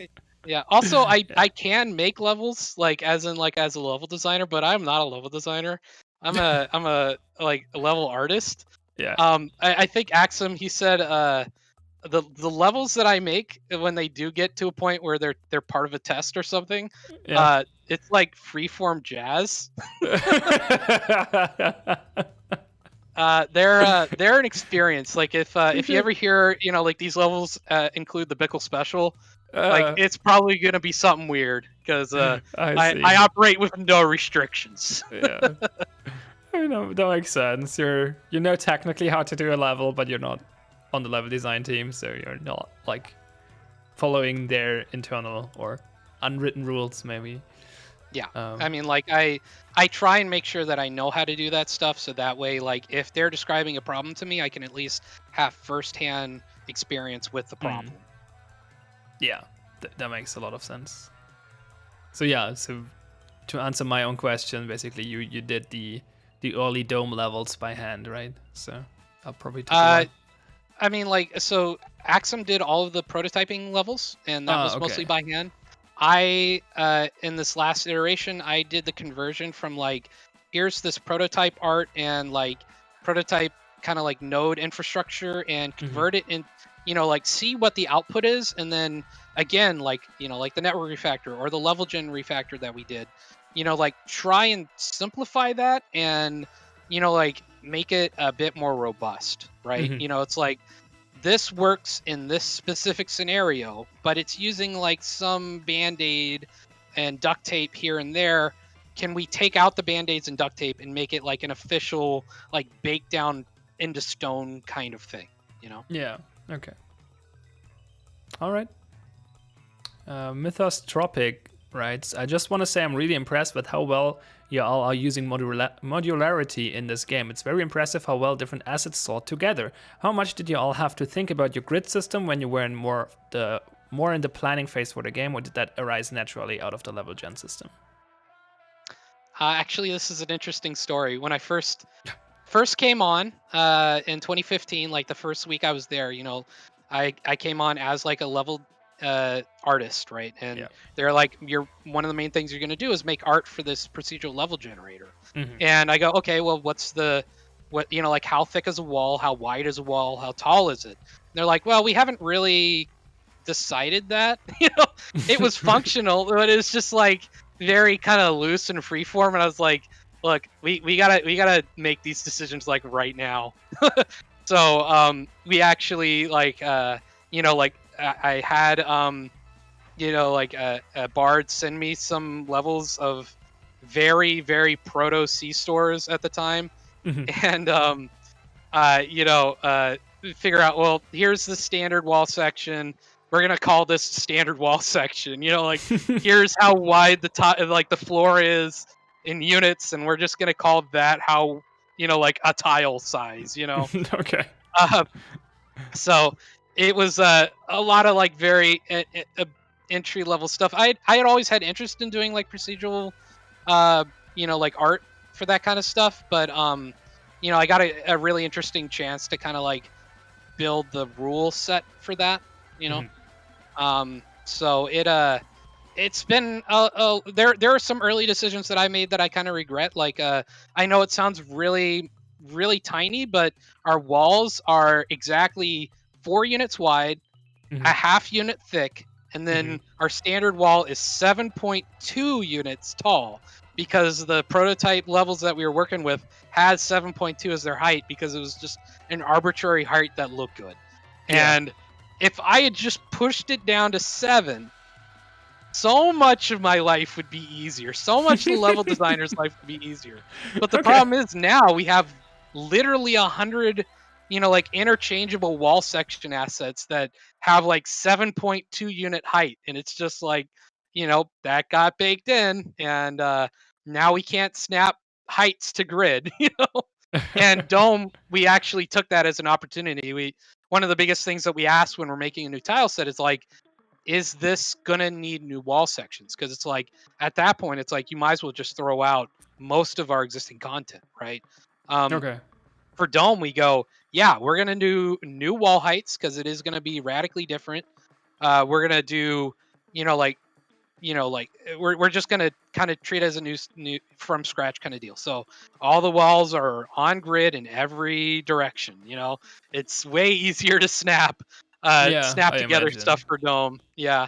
And like there's a lot of things that, because we, this was the second tile set that we made a hard rule where, like if you've heard Axum go like, this is on 3s or this is on 4s, that's referring to like the minimum size of a room, like a part of a room section. And that allows us as artists to go like, well, I know I don't have to worry about making anything any like less wide than 3 units wide. So I will make a 3 unit wide wall, and I don't have to worry about making 1 unit wide wall. So because of that, we get like really interesting stuff. Like for the murals in like D-Day, you actually have like, like a 15-foot wide mural, because before we couldn't do that because it would repeat every 5 feet or so.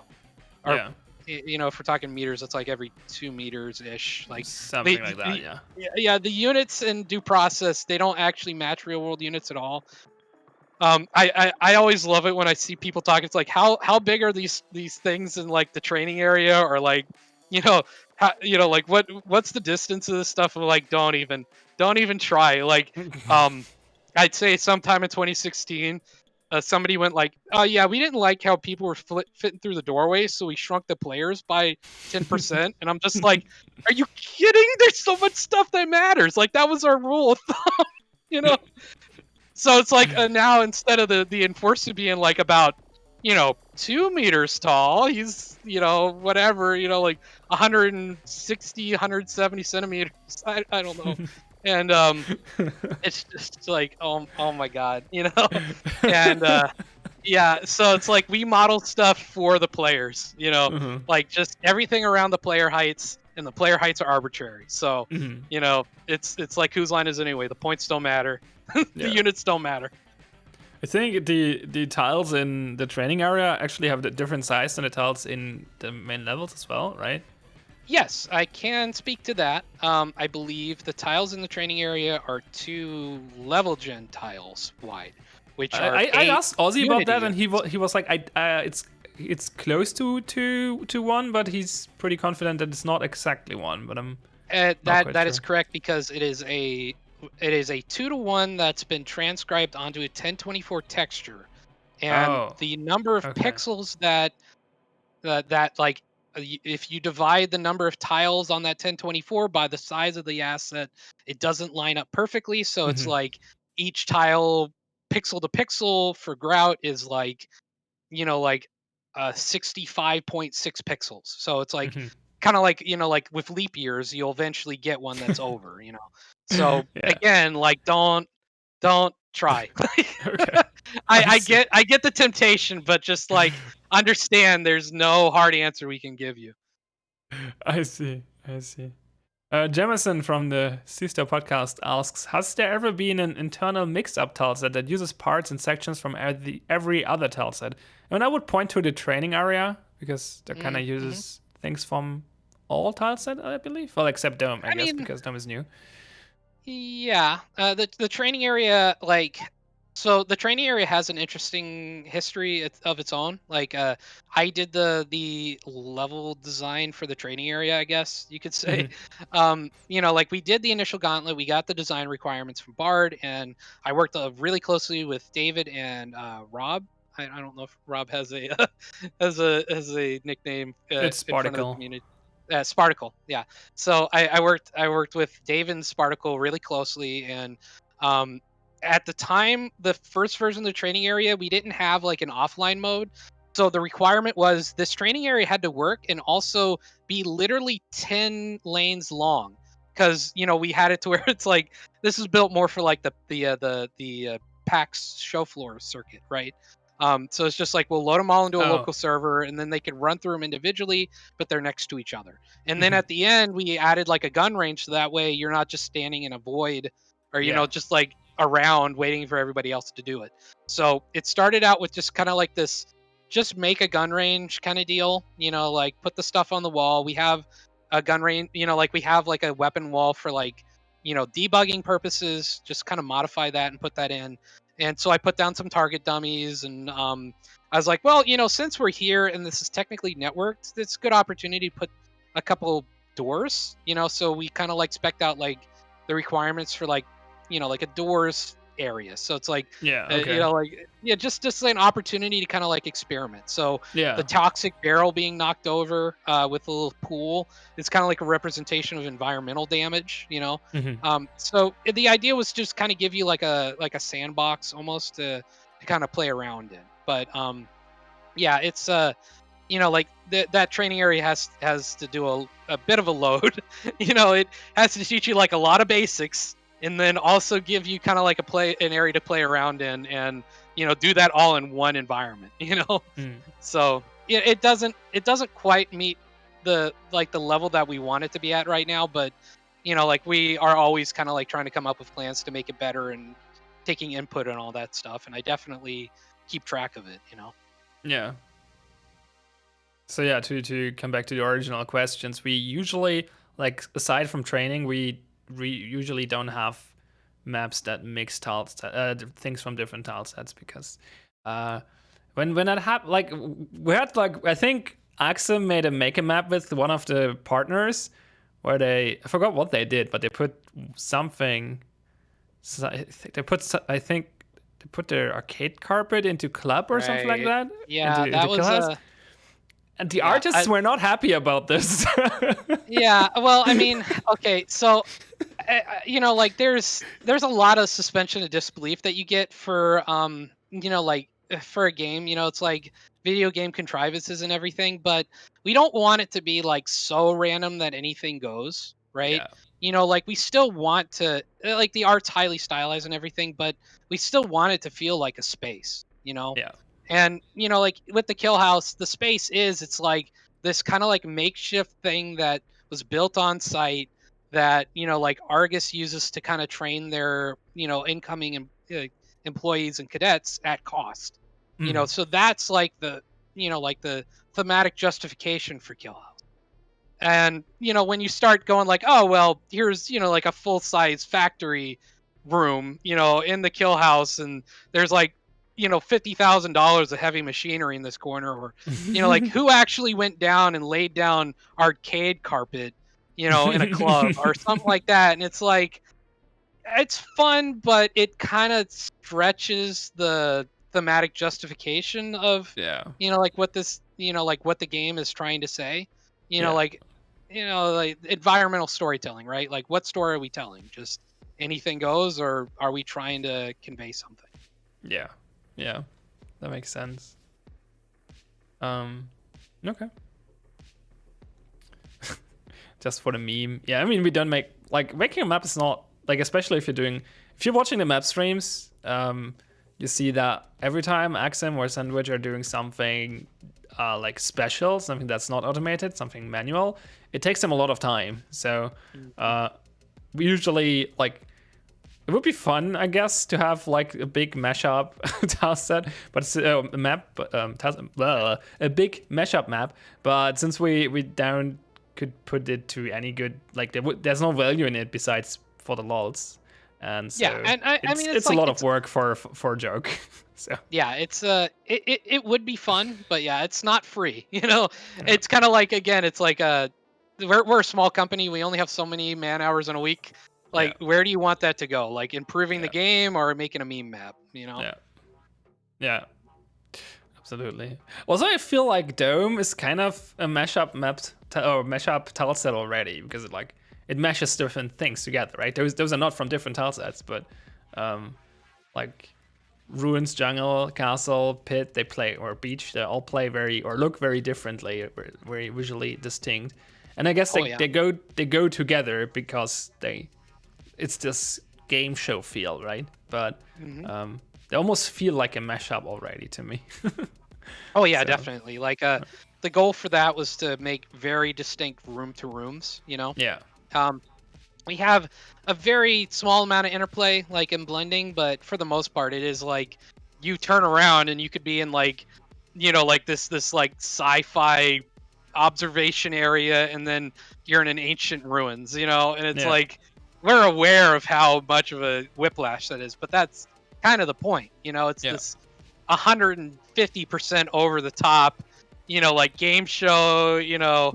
Some set designer was like, I want it bigger and louder and like just more flashy. Give me more flash over and over again. And these like these guys assembling Dome, they're just like, all right, he wants sand, he wants 50 tons of sand here, and then like molten lead over here. I never thought about it, but yeah, I guess they're like, if this is like in the lore, in the game world, people would have to assemble this arena, and that seems like a lot of work. Yeah, I think I probably thought a little bit too much about this, and like you talk about like Red's headcanon kind of stuff. I have my own internal canon for that. It's like this comes out once a week, and the whole week is spent like carting in dangerous materials and like assembling that set for just like 3 minutes of action. Yeah, I wonder if they change it like in the world for every show as well. I guess it's like a weekly show or something. So do they change the arena every week as well? Is that why? That'd be the idea. Like, if you take a look at the environment, like there's like this huge track. So like the idea is like there's like, when the game is over, like they would disassemble the dome into like large chunks, and then they would take like one large chunk and put it on that center like circle, and then that whole center circle would like roll out like like a rocket launch kind of mega like vehicle, and then it would go down a track, and then they have like a staging area for like all of the like pits, and that kind of stuff, and then they'd roll in a brand new pit that they'd been assembling like for like a month or something like that. Okay, yeah, I see. That makes a little bit of sense. Speaking of which, Snap's actually asked about this earlier. The concept of kill them is a little silly. Is the whole lore like that, or is the main lore more serious? I'd say from what I've heard, it's silly in a way, but it still fits the world because it's a game show, right? It's over the top in the world as well. Yeah. So it's. I mean, like the game show is like, there's like some Argus executive that's just like, we have, like this is making us tons of money. Just give it more flash. It's like, think about like if you were talking about like the thematics of like a standard convenience store, an abandoned factory, and then American Ninja Warrior, right? And you go like, this doesn't feel like it comes from the same world. It's like, it does, but in one of these, it's a game show. It's just it's technically justified, right? Yeah. Okay. How are you planning to reduce human error in map making? I mean, I would say the more we automate, the less human error there is, right? So. Yeah, that kind of goes back to like the whole, like one of the things that we have to do as part of the level gen process is to improve it. Like by feeding it better content, because what you put into it is what you'll get out. The better content that we put in, the better content we'll get out. Yeah, that makes sense. That's what I thought. Snorms asks, what program do you use for the art assets? We're actually a mixed studio. We Z and I both use Max. Jesse and V-Man use Maya. And Kevin Kebby uses Maya as well. Yeah. But yeah, we all use Photoshop and 3D Coat for texturing.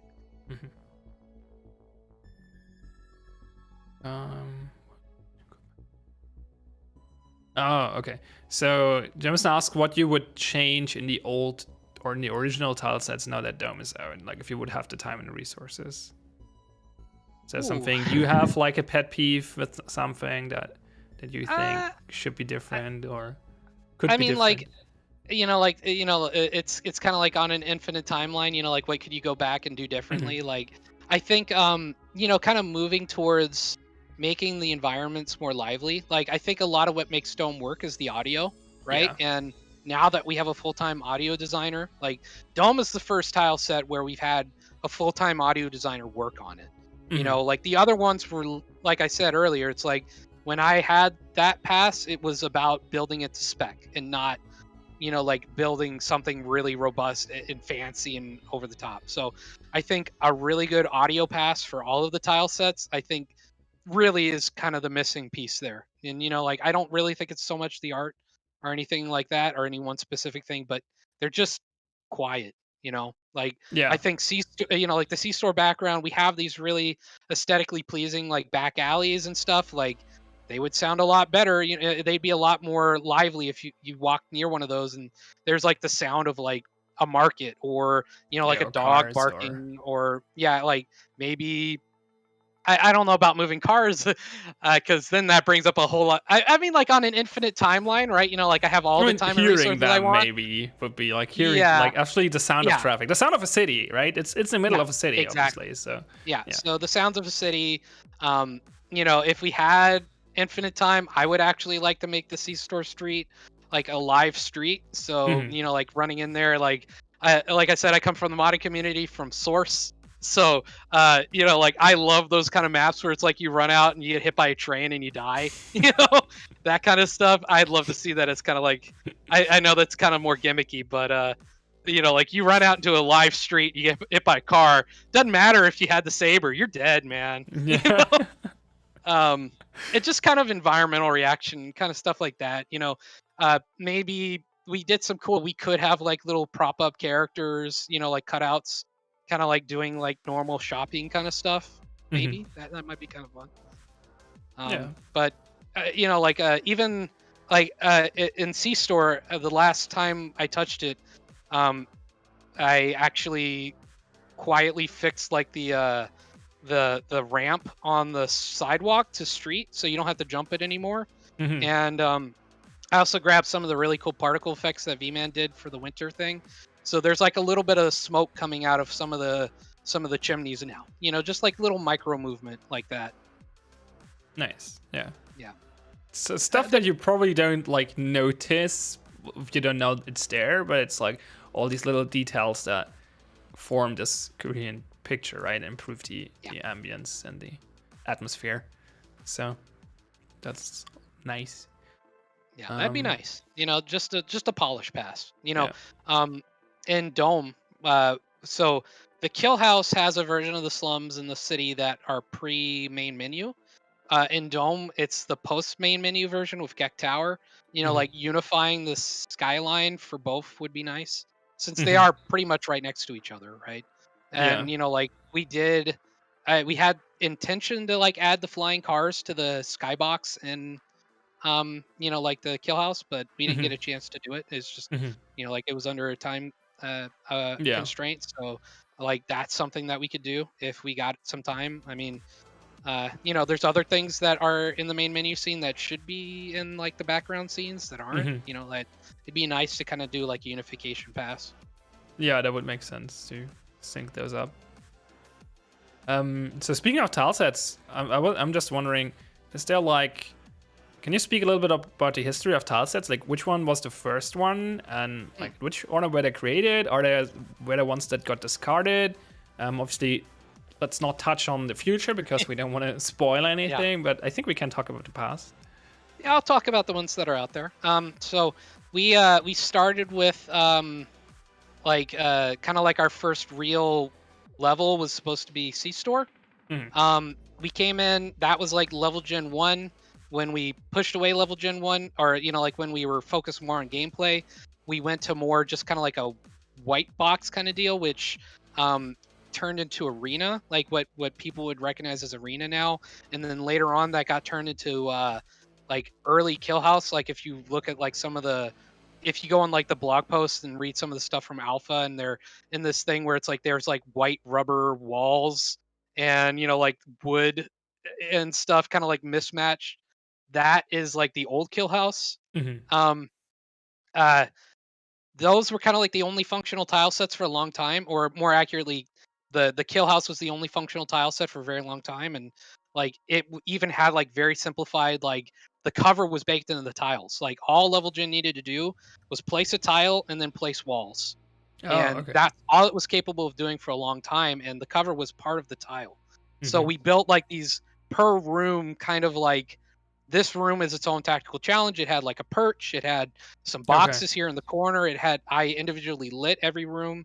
And like, obviously that only made so many combinations. Like the level gen that we give to designers now, they could spawn cover separately, like that was not something we could do for a very long time.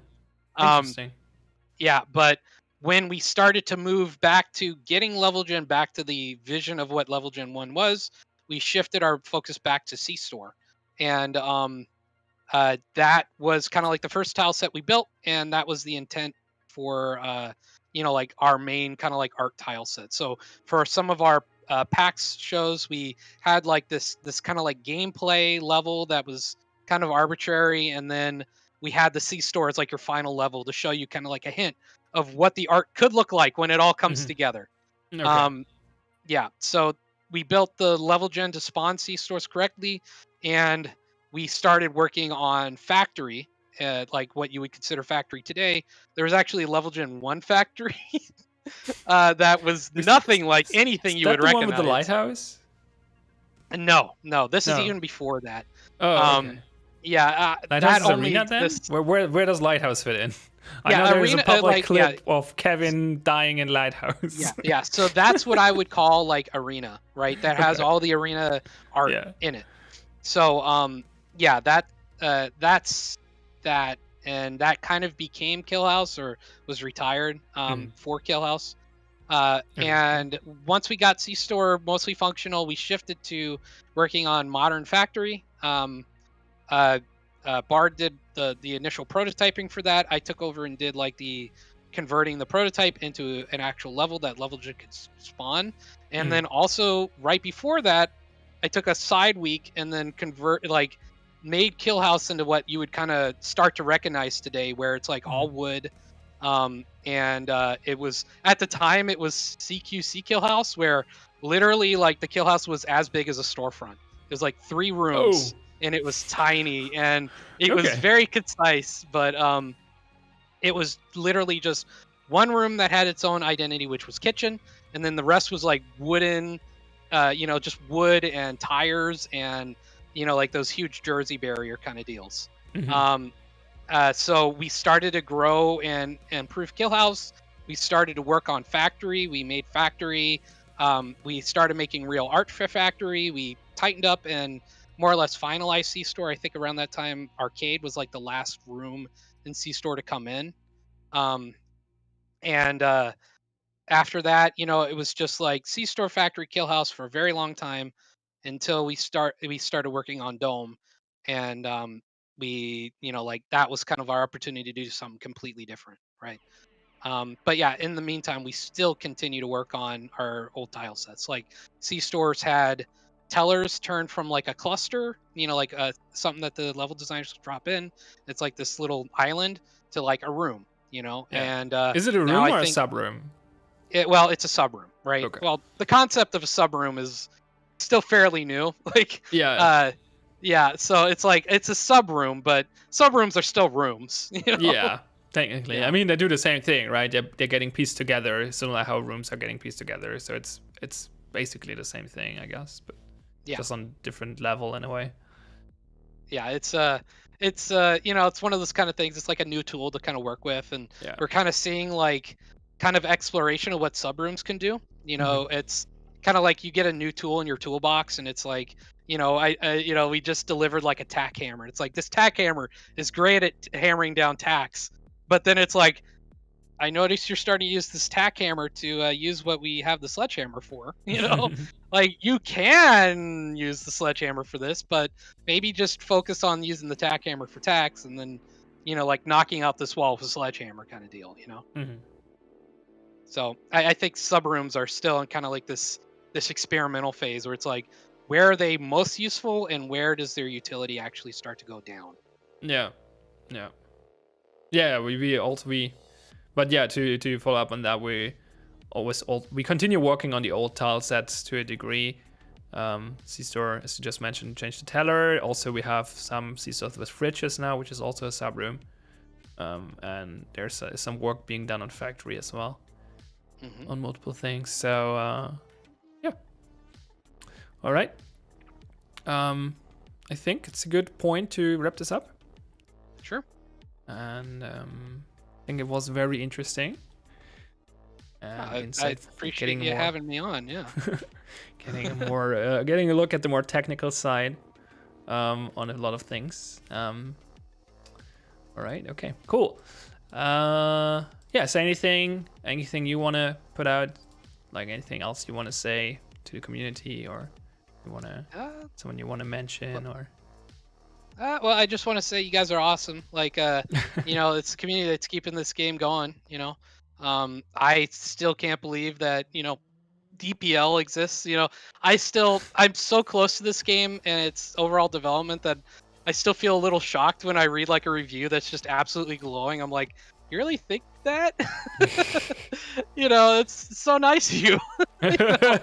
So the idea that like we have, a community run like esport kind of deal, and like community run like like we got people on Twitch playing this all the time. We have YouTubers, we have like Brevin, he does awesome work. Like all the YouTube guys do awesome work. We even have a podcast now.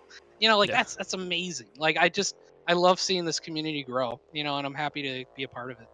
I've heard rumors of another podcast coming out, so stay tuned. Well, now I'll have. I don't want to spoil who's working on that, but someone is working on another podcast, so that's gonna be interesting. All right.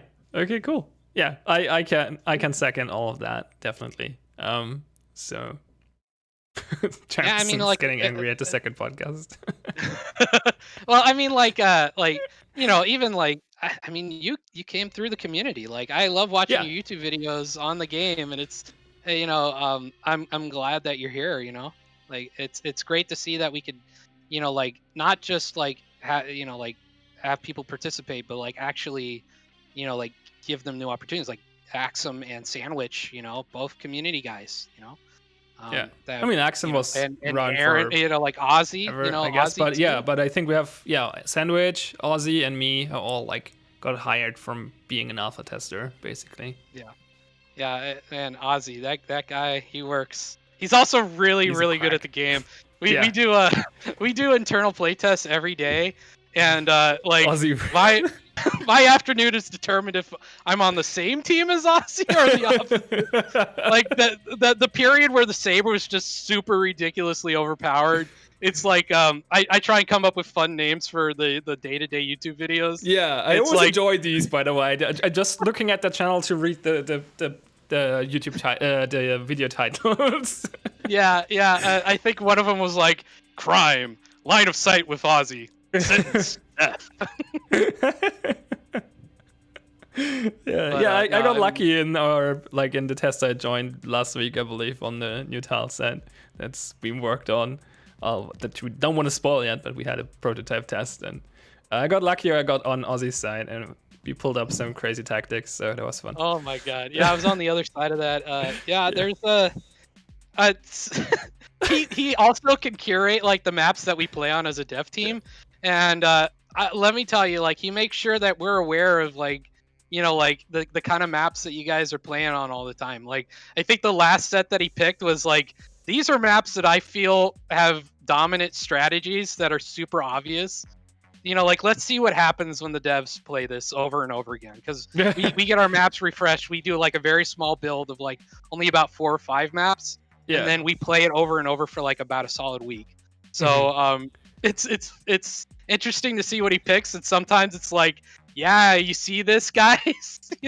So he picks the maps he wants you like. He wants to bring it to attention that something should be changed about those. That's funny. Yep. It was a very effective way of putting pushing things forward, right? Make the people who are in charge about those changes feel the pain, so to speak. So yep.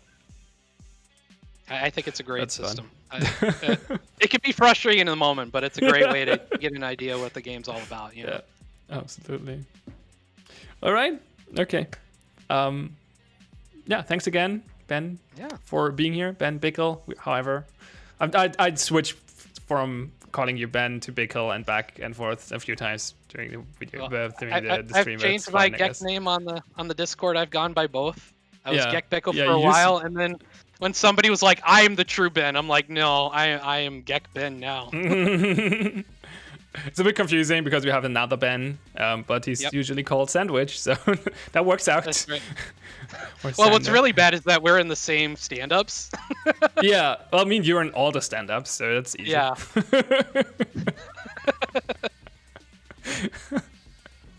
But yeah, I'm actually not sure. I mean, usually like the other Ben is being referred to as Sando, right? Or Sandwich. Yeah, I feel heard a Little bit... Ben a while, or other Ben. So yeah, I feel a little bad for like I've just claimed his name in the company.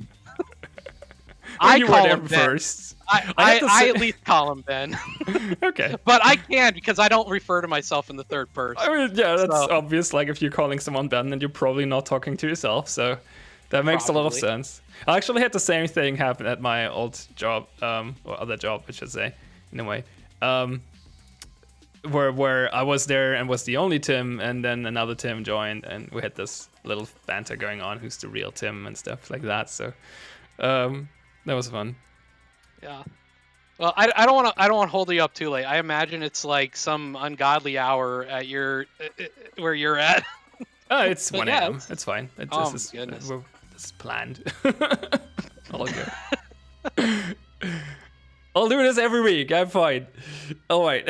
But yeah, let's wrap this up. So this was Community Hours. I'm TH Pine, and I was here with Ben Bickle, our technical artist. I hope you all enjoyed the show. Thanks a lot for the questions and chat interaction. And we'll be back with community hours next week, alongside the regular map streams, obviously. Next week will be a regular QA, and with only me, or just me, and then the week after I'll probably have another guest. Do I want to spoil who it is, or do we keep that a secret? I'm not sure yet. I'll keep it secret for now. Maybe I'll spoil it next week. We'll see. I'll have to decide on whether I want to be this a surprise or not. I mean, it's not like it's something super special. I'm just in generally thinking about, should we announce these very early or like shortly before? I don't know. I think I mentioned that you will be guest today on Mondays, making map streams. So I think that makes probably a good time period to mention beforehand, but we'll see about the next one. Anyway, so I start rambling. That's usually a good sign to call this over. So yeah, thanks all for watching, everyone. Have fun and see you next time.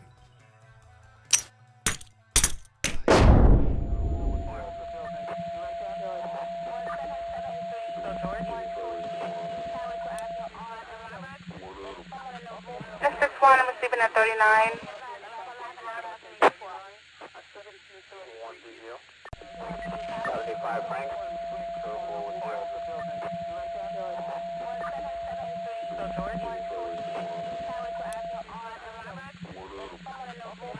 I'm receiving at 39.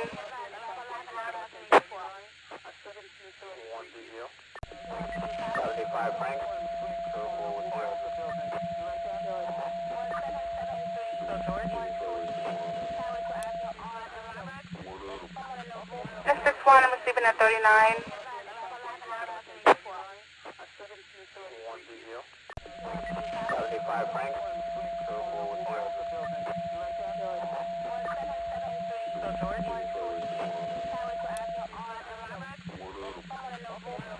I'm receiving at 39.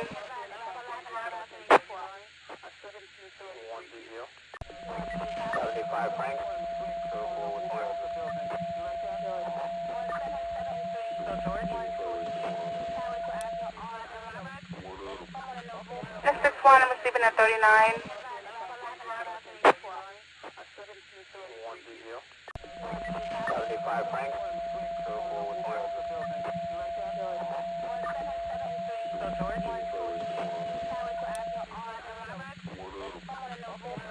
I'm receiving at 39.